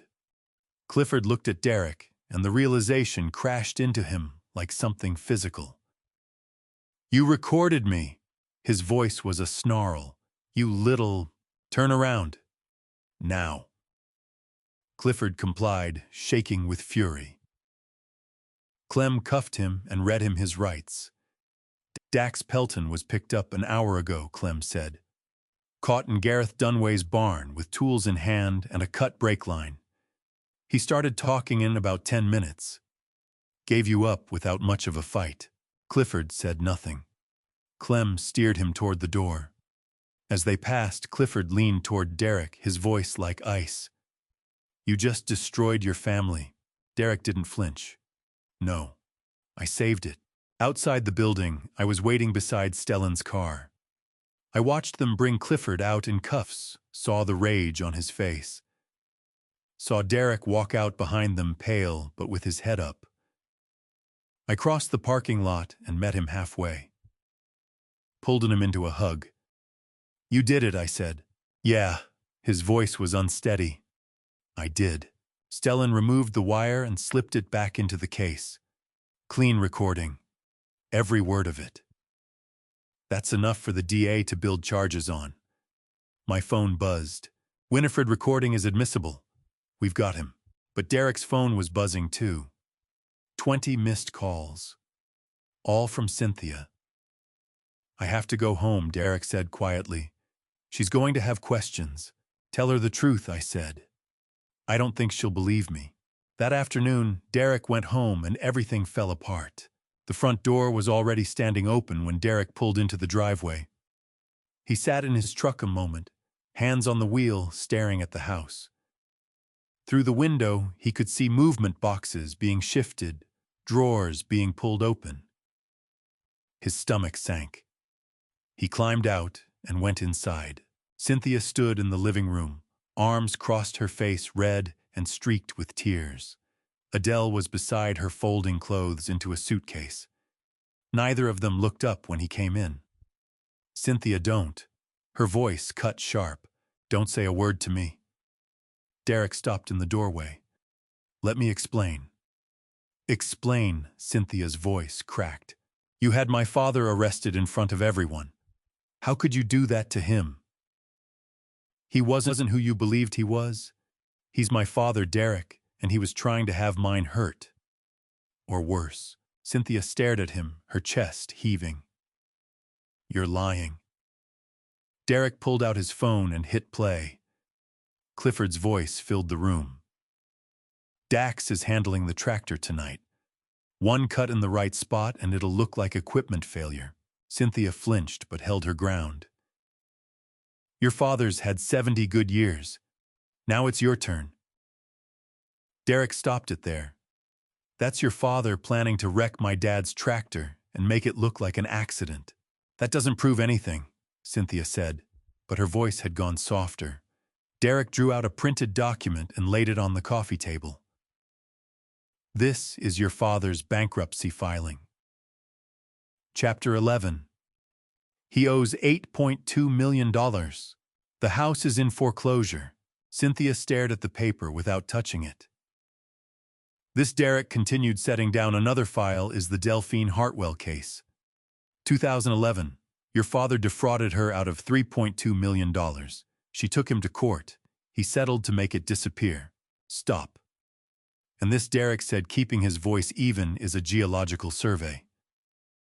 My dad's farm sits on mineral rights worth $60 million. Your father has been negotiating with an oil company for months. He was going to use me to seize control of the farm and sign over those rights. Cynthia's hands were shaking. She looked at Adele, who stood motionless, face drained of color. Mom, Cynthia said. Tell him he's wrong. Adele didn't speak. She just folded another shirt, her movements slow and mechanical. Mom. Adele finally raised her eyes. Her voice came out quiet. I don't know what your father's been doing, Cynthia, but I'm not going to stand here and defend him. Cynthia's face crumpled. You too. Adele didn't answer. Cynthia turned back to Derek, her eyes blazing. You chose your father over us. Over your own family. I chose the truth, Derek said. And the truth, Cynthia's voice climbed. You destroyed my family. You humiliated my father. She stopped, her voice breaking. I want a divorce, Derek nodded slowly. If that's what you want, I'll fight for everything. The house, the savings, Nolan. Nolan's 19, Derek said quietly. He makes his own decisions. He's my son. He's our son. A voice came from the staircase. I'm staying with Dad. Both of them turned. Nolan stood on the landing, hands in his pockets, his expression set. Nolan, Cynthia started. I heard everything, Mom? Nolan came down the stairs, eyes on his mother. I heard the recording. I read the documents. Grandpa Clifford tried to hurt Grandpa Gareth, and Dad stopped him. You don't understand. I understand enough. Nolan crossed the room and stood beside his father. I'm staying with Dad and Grandpa. Cynthia's face went white. She looked at Adele, still folding clothes, then back at Nolan. Fine, she said, her voice stripped cold. Fine. She grabbed her purse and moved toward the door. Adele picked up the suitcase and followed. At the threshold, Cynthia turned back. You'll regret this, Derek. Maybe Derek said, but at least I can live with myself. The door slammed. Derek and Nolan stood in the quiet living room, surrounded by half-packed boxes. You okay, Dad? Nolan asked. Derek nodded, though his hands hadn't stopped shaking. Yeah, I think so. Nolan put a hand on his father's shoulder. We'll be okay. That evening, my phone rang. I didn't know the number, but I answered. Mr. Dunway, a woman's voice, professional, clipped. This is Sabrina Caldwell. I'm an investigator with the prosecutor's office working alongside Ingrid Pfeiffer. What can I do for you? We're building a case against Clifford Radner. And based on what we've turned up, this is not an isolated situation. Clifford has a pattern. He's done this before. I leaned forward in my chair. How many times we've identified at least 3 prior victims? One in 1997, one in 2004, and one in 2011. Delphine Hartwell. Yes. Sabrina paused. She's been gathering evidence for 12 years, waiting for someone to take Clifford seriously. I spoke with her this afternoon. She's ready to testify. My chest tightened. Where is she? Lincoln, Nebraska, about 4 hours from you. I looked out the window.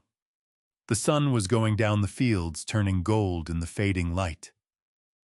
Can you give me her contact information? I can do better than that, Sabrina said. I'll arrange a meeting for tomorrow if you're free. I'll be there.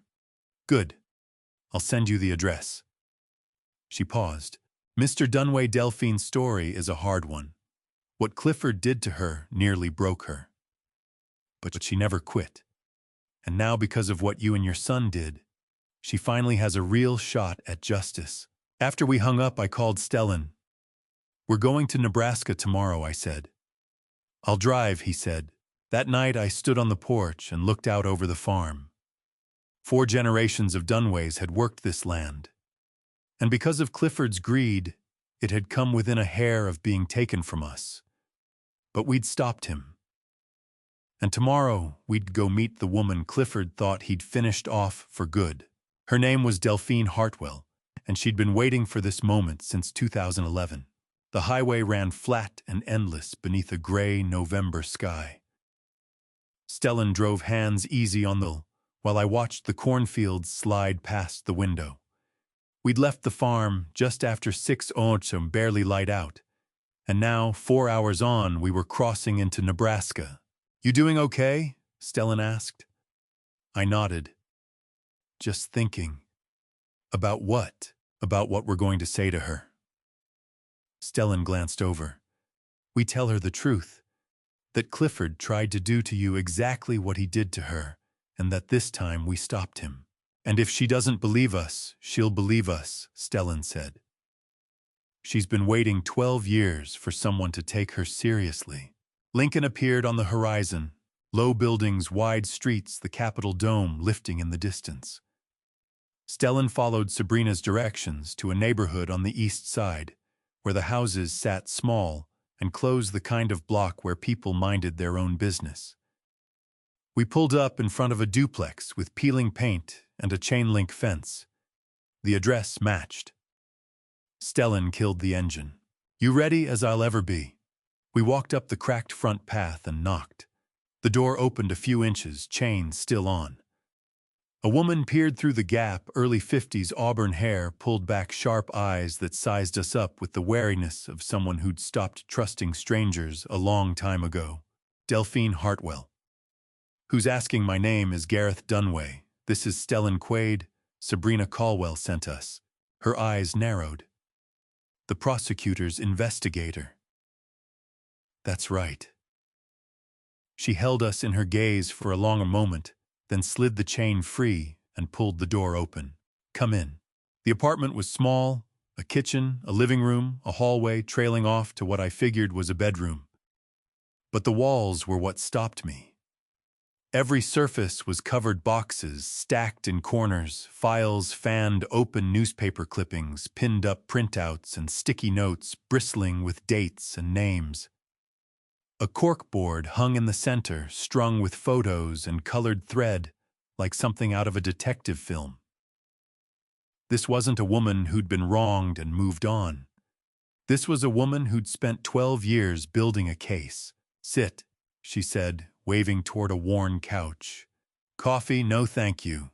She poured herself a cup, settled into the chair across from us, arms folded. So Sabrina says Clifford Radner tried to take your farm. He did, I said. Or tried to through my son. Something shifted in her eyes. Recognition, or maybe just the bone-deep tiredness of someone who'd heard a version of this story before. Tell me what happened. So I did. Thanksgiving dinner, the conservatorship petition, the mineral rights, the plan to sabotage the tractor, Derek wearing the wire, Clifford's arrest. All of it. When I finished, she set her cup down and leaned back. 60 million, she said quietly. He's gotten greedier. Sabrina mentioned you had a case against him in 2011. Her jaw went tight. I had more than a case. I had everything. Or I thought I did. She got up and crossed to one of the boxes, pulled out a thick binder, and held it out to me. Inside were bank statements, contracts, emails organized down to the last page. My husband passed in 2010, she said. Heart attack. He was 49. Left me $3.2 million life insurance savings, the house. I'd never managed money like that.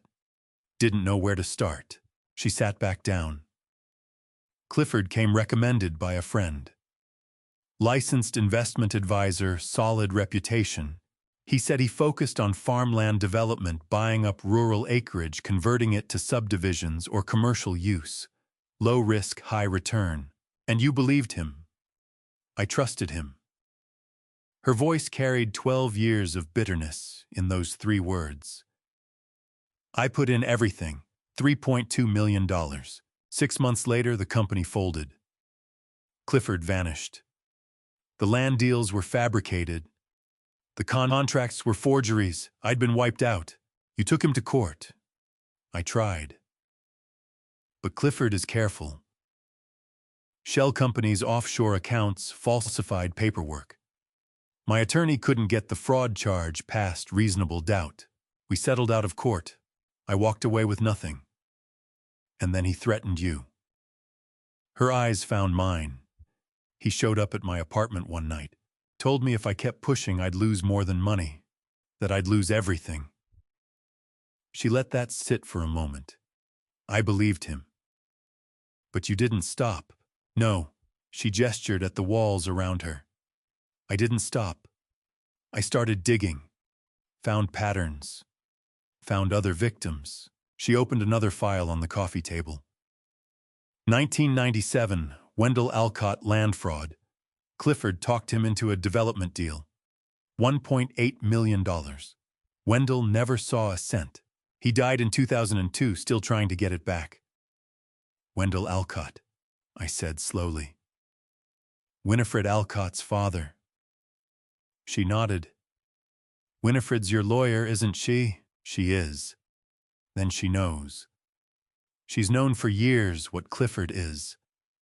Delphine flipped to the next page. 2004. Sylvia Norbert. 82 years old. Clifford was her financial advisor. Persuaded her to hand over power of attorney, then drained her accounts $900,000. She died in 2009. Her estate tried to pursue it, but the money was long gone by then, and then me, and now you. She looked at me steadily. 4 victims, 26 years. Clifford's been doing this his whole career. I stared at the files laid out on the table.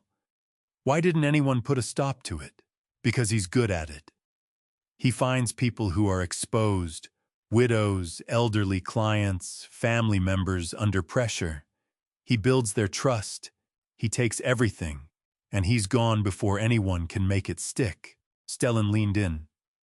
But this time we have proof. Recordings. Dax Pelton in custody. The wire recording. Clifford is going to trial. Good, she said, because I want to testify. I looked at her. You're certain? I've been waiting 12 years for this moment. Her voice was steady as iron. But I have conditions. Name them. First, I face him in court. I want Clifford to look at me. I want him to know I never quit. Done. Second, restitution. $3.2 million plus 12 years of interest. Whatever assets he has left, I want them accounted for. We'll make sure the prosecutor knows. Third, she paused. I want it on the record that I tried to stop him. That I fought for 12 years. That I wasn't just a victim who accepted what happened and walked away. You'll have it. She nodded slowly. Then she stood and moved to the window, looking out at the street below. When's the trial? The prosecutor's still building the case, Stellan said. A few weeks, most likely. I'll need somewhere to stay near the courthouse. We'll sort that out, I said. Sabrina can help with the arrangements. She turned back toward us. All right, I'm in. That evening, I helped her pack a bag. She didn't have much clothes files, the evidence boxes she'd been tending for 12 years. Stellan called Sabrina, who arranged a motel in Cedar Rapids close to the courthouse. As we loaded the car, Delphine looked back at the duplex one last time. 12 years, she said softly. I've been living in that apartment, just waiting. And now it's finally happening. You're brave, I told her. No, she shook her head. I'm just tired of running. We drove back in silence, the sun going down behind us. By the time we reached Cedar Rapids, night had settled in. We left her at the motel, made sure she had what she needed, and then Stellan and I headed back to the farm. When I crossed out of Nebraska, I wasn't alone anymore. But whether she'd hold steady when it counted, that was still to be seen. 2 weeks after we left Nebraska, I sat in a conference room at the prosecutor's office. Ingrid Pfeiffer stood at the head of the table, a stack of files in front of her, a whiteboard behind her covered in names and dates. She was in her early 40s, sharp-eyed, no patience for anything extra. Derek and I sat on one side, Winifred and Stellan on the other. Sabrina Caldwell stood near the whiteboard, laptop open. Let's talk about what we have, Ingrid said. Clifford Radner is facing 4 criminal charges: conspiracy to cause serious bodily harm, fraud, financial exploitation, and elder abuse. If convicted, he's looking at 20 to 25 years. Derek let out a slow breath. On the civil side, we're seeking restitution for 4 victims, Ingrid continued. She looked toward Sabrina. Sabrina tapped her laptop, the whiteboard filled with a timeline.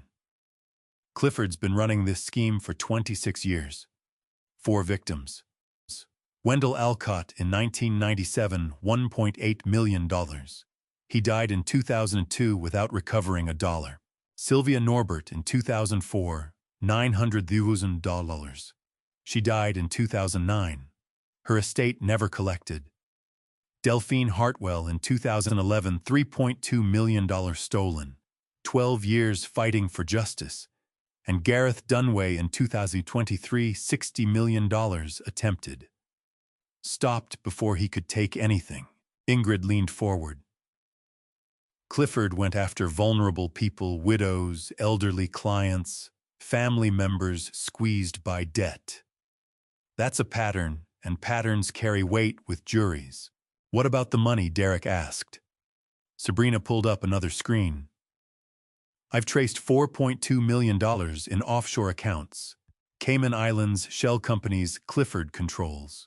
He's been moving stolen funds out of the country for years. Stellan gave a low whistle. That's federal. Federal, it is, Ingrid said. Money laundering and tax evasion. Clifford's facing state and federal charges both. She turned to the whiteboard. Trial runs 3 days. Here's how we're laying it out. Day 1, when we lead with the sabotage. The physical evidence. Dax Pelton testifies. He has an immunity deal, so he'll give the jury the full picture. Sheriff Clem Pickett walks them through the arrest and what was found. Stellan presents the wire recording. By the close of day 1, the jury knows Clifford tried to cause serious bodily harm to Gareth Dunway. She moved to the next section. Day 2, we build the pattern. Delphine takes the stand and tells her story. 2011, $3.2 million stolen, 12 years, fighting for justice. Winifred testifies about her father, Wendell Alcott, 1997. An estate attorney covers Sylvia Norbert, 2004. By the end of day 2, the jury sees this has been going on for decades. Day 3. Sabrina added, we follow the money. I'll walk them through the offshore accounts, the shell companies, the forged documents, bank records, contracts, expert testimony. We show them Clifford didn't just steal. He spent years hiding what he stole. Ingrid closed her file. The goal is straightforward. Show the jury Clifford Radner isn't a businessman who made bad calls. He's a career criminal. What about the defense? I asked. Ingrid's face hardened. Terrence Wexford is sharp. He'll stand up there and call this a family squabble claim. Clifford is being set up by a resentful father-in-law. He'll parade character witnesses. She paused. And Cynthia is testifying. Derek's head came up fast. What? She covered Clifford's bail. $500,000 and her parents' house mortgaged for it. Derek went pale. She's getting up there for him. She is. But she knows what he did. Derek, people hold on to what they need to believe. Ingrid said Cynthia's allegiance is to her father. When she takes that stand, the jury will see exactly how deep Clifford's hold on her goes. It'll hurt him, not help. Derek didn't look persuaded. January 15th, Ingrid said. 3 days of testimony, then both sides close. After that, the jury decides. She looked around at us. Wexford will go after every witness we put up. He'll work to undermine Delphine, say Gareth is bitter and mixed up. But the evidence holds. We lay it out right. Clifford ends up in a cell. After the meeting, Derek and I crossed the parking lot without a word. You holding up? I asked. He shook his head. She's really going through with it. Yes, I thought she'd come around. Some people can't, son. Not until it's already over. What if those 12 believe her? They won't. Because every word we give them is going to be the truth. All of it. He nodded, doubt still written across his face. 2 weeks on the trial was real. Day 1 would lay out the sabotage. Day 2 would expose the pattern. Day 3 would follow the money. And when it was done, 12 strangers would decide whether Clifford Radnor walked free or spent the rest of his days locked up. Stepping into that courtroom, I'd finally stand across from the man who had tried to gut everything I owned, and the truth would be enough. The courthouse steps were iced over under my boots, the January wind cutting through every layer. Derek moved beside me, face tight, but his stride firm. Nolan trailed a step back, hands jammed in his pockets. The glass doors ahead threw the gray sky back at us. Beyond them, a full courtroom waited. And Clifford. You ready, Dad? Derek asked. I nodded. Let's finish this. We went through together. Every bench was taken. Judge Norma Ashcraft held the bench, silver-haired, unreadable gavel resting beside a thick folder stack. The jury box held 12 strangers who watched us walk in. Reporters packed the back row notebooks ready. And at the defense table, dark-suited and composed, sat Clifford Radnor. He gave me nothing, no glance, no nod toward Derek, just his jaw set and his hands flat on the table. Behind him in the gallery sat Cynthia and Adele. Cynthia's eyes were swollen, her face drawn tight. Adele seemed diminished somehow, fingers laced in her lap. Derek, Nolan, and I took our places on the other side, the victim's side. Winifred settled in just behind us. Stellan and Sabrina were somewhere toward the rear, ready when called. We rose as Judge Ashcraft took her seat. She swept the room once and nodded to the bailiff. Be seated. We'll begin with opening statements. Prosecutor Pfeiffer, you may proceed. Ingrid stood, fastened her blazer, and moved to the center of the room. She faced the jury, voice steady and clear. This is a case about greed dressed up as family loyalty. Clifford Radnor targeted his own son-in-law's father to steal a fortune. He manipulated. He lied. When legal means ran out, he arranged for something far worse. The evidence will show Clifford Radnor is no worried father-in-law. He's a predator. She sat. Terence Wexford rose, measured, polished, unhurried. Clifford Radnor is a father who tried to protect his daughter's future from an aging farmer's poor decisions. No conspiracy, no crime, just a family situation that got out of hand. The prosecution needs a villain. The evidence will show you a man who simply cared too much. He sat. Judge Ashcraft nodded. Call your first witness.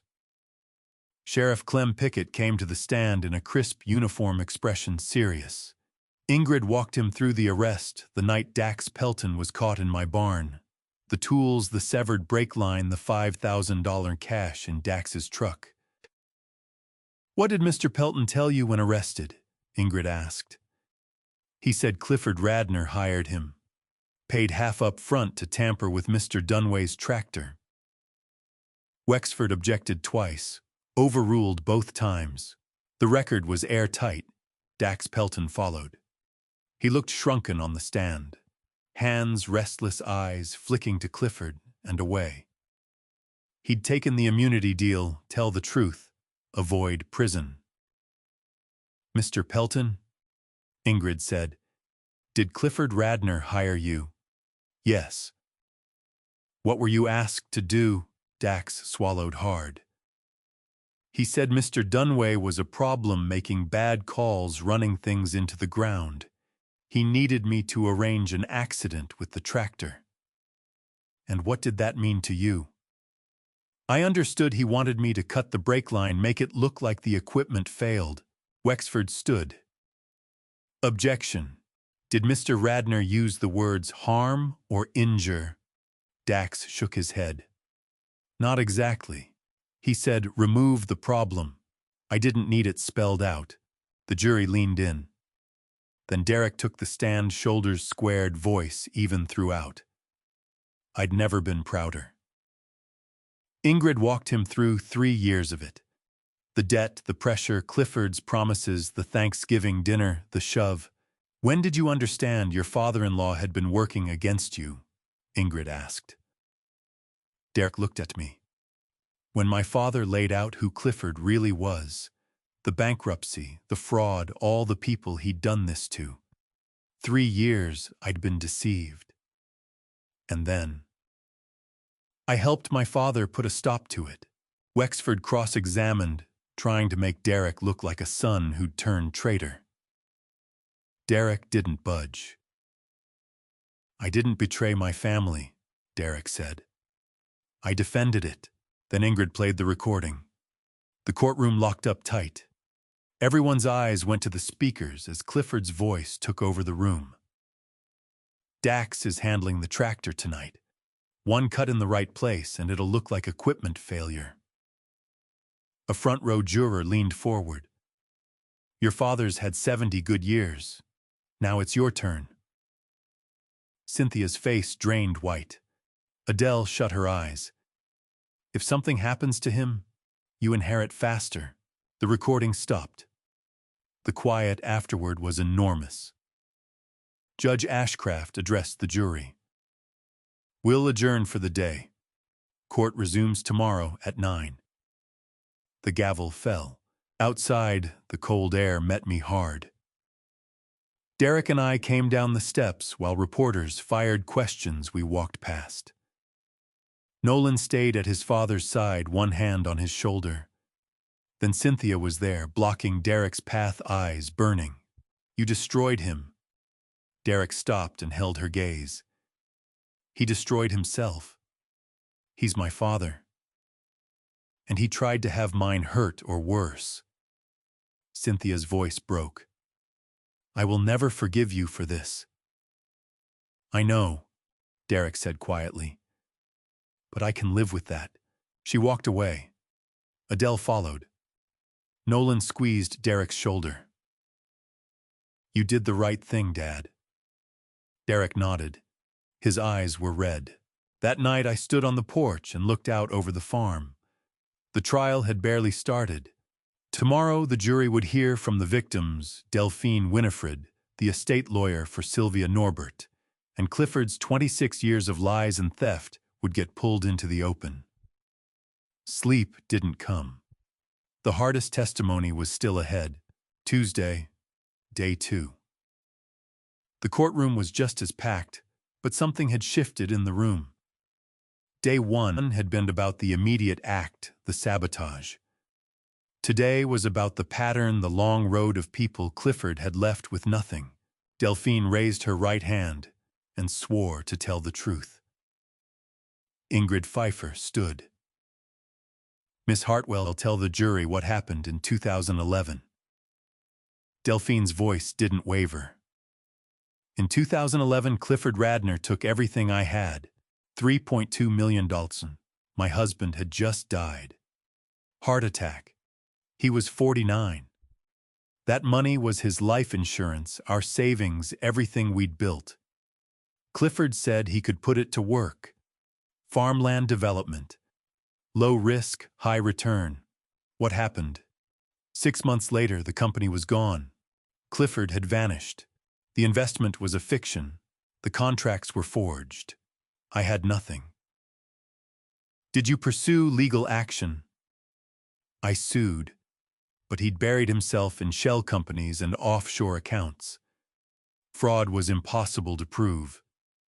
We settled. I walked away with nothing. Ingrid produced a document. After the settlement, did Clifford Radner contact you? Delphine's jaw set. He came to my apartment after dark, told me if I kept pushing I'd lose more than money. What did you do? I didn't stop. I spent 12 years gathering evidence, waiting for someone to take it seriously. She looked directly at Clifford, and now here we are. The jury watched her. Every word, every breath. Winifred Alcott was next. Her voice trembled, but she didn't cry. Clifford had defrauded her father in 1997, Wendell Alcott. $1.8 million, land fraud. His father burned 5 years trying to claw it back. Died in 2002, broken. Ingrid laid the forgeries before the court. Contracts, paper trails, the whole pattern of how Clifford operated. Same shell companies, same phantom developments, same lies. Sylvia Norbert's estate attorney took the stand and walked through what happened in 2004. Conservatorship abuse. Unauthorized withdrawals. $900,000 bled out of an 82-year-old woman's accounts, while Clifford held her power of attorney. After the lunch break, Sabrina Caldwell settled into the witness chair. She walked the jury through it all: charts, bank records, offshore transfers. Clifford Radner has $4.2 million buried in the Cayman Islands, Sabrina told them. The money traced straight back. Wendell Alcott in 1997, Sylvia Norbert in 2004, Delphine Hartwell in 2011. 26 years living on what he stole. She clicked through the slides: funds siphoned out, shells dissolved, transfers gone cold. This isn't a man who made poor choices with his money, Sabrina said. This is a man who built a criminal operation and ran it for decades. Then they called my name. I crossed to the stand, breathing even, hands calm. Ingrid walked me through it: the farm, Derek, the whole scheme. He came after my land through my own son, I said. When that door closed, he moved to something worse. What he really wanted was underground. And what are those rights worth, Mr. Dunway? I faced the jury. $60 million. A woman in the front row drew a sharp breath. A man near the back half rose. Ingrid repeated it. Yes, I said. Oil and gas rights. Clifford knew exactly what was there, and there was nothing he wouldn't do to get it. Wednesday, day 3, Cynthia took the stand for the defense. She was already in tears before Terence Wexford got out his first question. My father made mistakes. I know that. But he's not a murderer. He's not a monster. He's my dad. Wexford gave a slow nod. Thank you, Cynthia. Ingrid rose for cross. Miss Radner, did your father mention the mineral rights to you? Cynthia went still. No. Did he tell you about the bankruptcy, the $8.2 million he owed? No. Did he bring up Delphine Hartwell, Wendell Alcott, Sylvia Norbert? Cynthia's face fell apart. No. So your whole picture of your father came from what he decided to share, not from the truth. She had nothing. She just sat there while the tears came. Closing arguments were tight. Ingrid stood before the jury. 4 victims, 26 years, $6 million taken. Clifford Radner hides behind the word family and uses the people closest to him as instruments. He worked his own son-in-law against himself. He made a play for this farm, and when it collapsed, he arranged to have a 68-year-old man seriously harmed. The evidence leaves no room. Wexford did his best framing Clifford as a man overtaken by misfortune, but the recording the victim's 3 decades of paper trail, it was too much. The jury was out 2 hours. They returned at 4:00. As the jury reached a verdict, the foreman stood. "We have your honor. Conspiracy to cause serious harm guilty. Fraud guilty. Elder abuse guilty. Attempted theft guilty." Clifford never moved. Didn't flinch, just stared straight ahead. Cynthia pressed her face into her hands. Adele went rigid. Judge Ashcraft called for immediate sentencing. "Clifford Radner, you corrupted trust, bent family to your will, and left wreckage behind you. 18 years in federal prison. No parole eligibility for 12. She moved to restitution. Delphine Hartwell, $5.1 million, including 12 years of interest. Delphine closed her eyes. Winifred Alcott for Wendell Alcott's estate, $3.6 million. Winifred nodded, tears sliding down quietly. Sylvia Norbert's estate, $1.7 million. Gareth Dunway, $500,000 for legal costs and the harm done. Total restitution, $10.9 million. All offshore accounts seized. Clifford Radner's remaining assets liquidated. The gavel came down. On the courthouse steps, Delphine found me. She didn't speak, just pulled me close. "Thank you," she whispered, "for not giving up." Derek grabbed Nolan and held on. "We did it, son." "Yeah, Dad, we did." Cynthia walked past without slowing, head down, Adele just behind her. Neither looked back. A week later, Cynthia filed for divorce. 6 months on Father's Day came around. The table looked different, this time better. The grill was already going when I set the last chair out. A Sunday in late June, 4:00 in the afternoon, Iowa sun warm across the back 40. Half a year since the verdict. Half a year since Clifford Radner was let out, bound for 18 years. The farm had shifted. New machinery in the shed. The south field had been replanted with winter wheat. We were tracking a record yield that fall, but the biggest change was 20 feet away at the grill. Derek had come back to the farm in February. We'd fixed up the old guest house for him and Nolan. My son worked the land full-time again, and his hands showed it, calloused like before.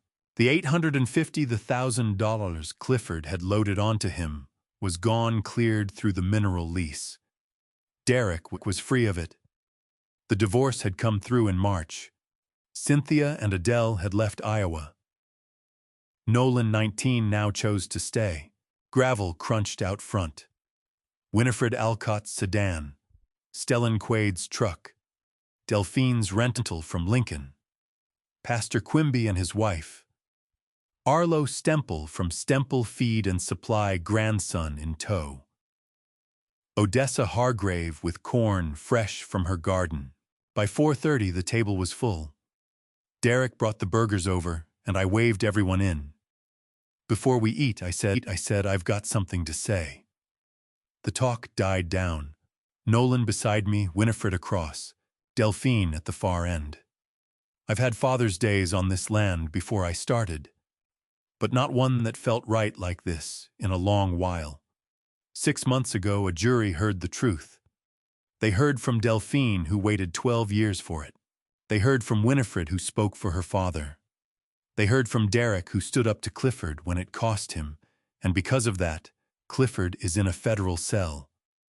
I looked around the table. But this day isn't about him. It's about what we rebuilt. Derek's debt is paid. Nolan starts at the University of Iowa this fall. And this farm, we leased 60 acres to Apex Energy, $2.5 million upfront, 18% royalties. The other 320 acres went into a conservation trust. It stays Dunway land, protected, for whoever works it after us. And we used some of what came in to start a fund at the co-op, helps young farmers get a footing.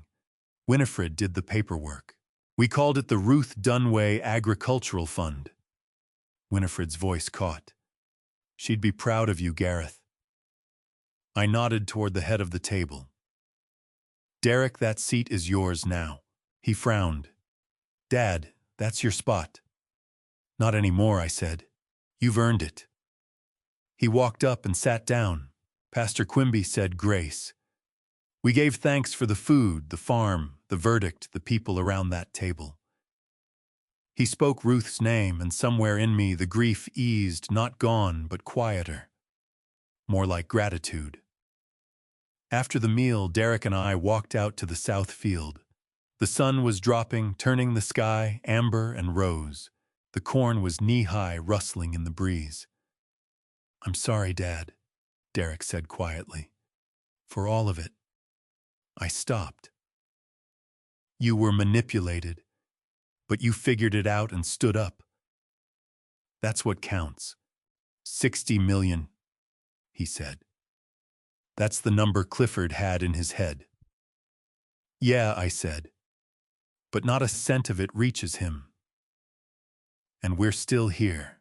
We walked back as the first stars showed. Guests were filtering out, Winifred, Stellan, Pastor Quimby. Delphine was by her car. All right to drive tonight, I asked. She smiled. Fine.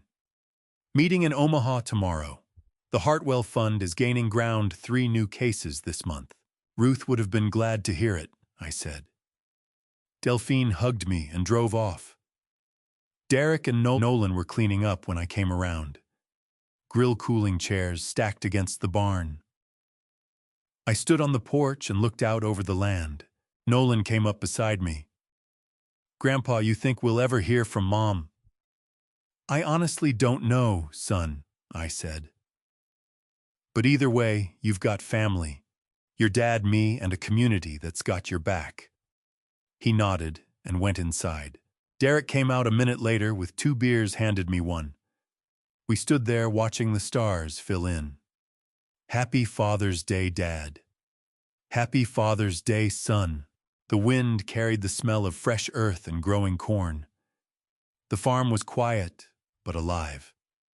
And so were we. The best thing I can leave behind isn't land or money. It's a son who knows who he is, and a grandson who'll remember where he came from. And if you've been listening, hold on to this. What nearly took everything from me wasn't the land giving out or weakness on my part or the years catching up. I nearly lost it all because I kept my mouth shut while every instinct I had was sounding the alarm. I told myself things had a way of working out. I told myself family wouldn't go that far. I was wrong. If there's one thing I need you to carry away from this story, it's this: betrayal rarely shows up swinging. It arrives wrapped in worry. It sits grinning across your dinner table. It comes from people who say, I'm doing this because I care about you. I looked away from the warning signs. I looked away from the gap widening between my son and me. I looked away from the slow, quiet way the power in that house drifted until I was a stranger at my own table. I convinced myself that holding on was the same as being wise. But patience without backbone is just fear wearing a presentable disguise. That miscalculation almost took my life and came close to erasing everything my family had ever been. I'm not proud of how long I let it go on. I should have raised my voice earlier. I should have pushed harder for real answers. I should have listened the very first time my gut sounded off. So let me say it straight, man to man. Don't be what I was. Don't wait until you're humiliated or cornered before you move. If something feels off, trust that feeling. Here's where I stand, and I'll say it without apology. Respect isn't inherited through bloodlines. It's earned through honesty, firm limits, and the nerve to hold them. Family isn't a blank check for loyalty. Family means you hold each other to account. And sometimes the most loving thing you can do is refuse to be someone's puppet. I also want to say this: the kind of justice a dad seeks isn't born from anger or a hunger for payback. Real justice means choosing what's right over what feels satisfying. It means guarding what you built, not tearing down what someone else is building. I wasn't after revenge, I was after the truth. And once the truth surfaced, everything else fell into place on its own. That's the reason this isn't a story about violence. It's a story about clarity, courage, and the consequences that follow both. There came a moment when I understood I couldn't carry this by myself. That reaching out wasn't a sign of weakness, it was the smarter move. And I believe God placed the right people in front of me at precisely the moment I was willing to hear them, not to spare me the pain, but to help me walk through it without surrendering who I am. If you're listening right now and recognizing pieces of your own life in what I've described, take this seriously.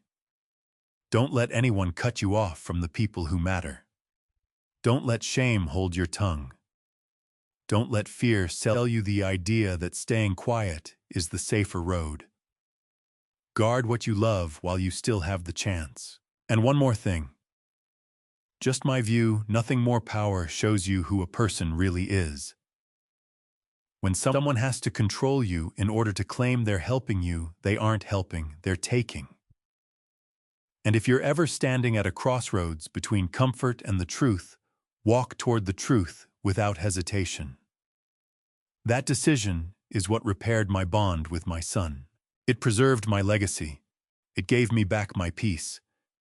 When it was all over, this wasn't about a verdict in a courtroom. It was about holding my head up when the stakes were highest. It was about showing my grandson that a man's dignity isn't something you trade away. That's the kind of thing you pass down that outlasts any deed to land or figure in a bank account. That's where this story ends, not in bitterness, but in something harder won than that. Something closer to peace. Looking back, what this cost me wasn't just years or acres or the quiet assumption that family meant safety. It cost me time with my son that I can't get back. I believe God put the right people in my path at exactly the right moment, not to spare me the pain, but to make sure I came through it still standing still myself. The father stories that stay with you aren't the ones where everything goes smoothly. They're the ones where a man is tested all the way down to the bone and chooses to stand up anyway. That's what family justice looks like in real life. Not a clean courtroom moment. A decision made over and over again quietly when it would have been easier to quit. Here's what I'd tell any man walking a road like mine. Don't let patience become an excuse for fear. Moving slowly is wise. Staying silent while something is wrong is not the same thing. When power shifts quietly in your own home, pay attention. Control dressed up as concern is still control. If your gut is telling you something is off, trust it early, not after the damage is done. And if your son or daughter has been turned against you, don't give up on them. They may be lost. They are not gone. If any piece of this story reflected something you're living through, or something you've already survived, I'd genuinely like to hear from you. Leave a thought in the comments. Share this with someone who might need it today. And if you want more father stories like this one, subscribing to Alpha Dad Stories is the simplest way to make sure you're here for the next one. Thank you for spending this time with me. Take care of yourself and the people who are counting on you.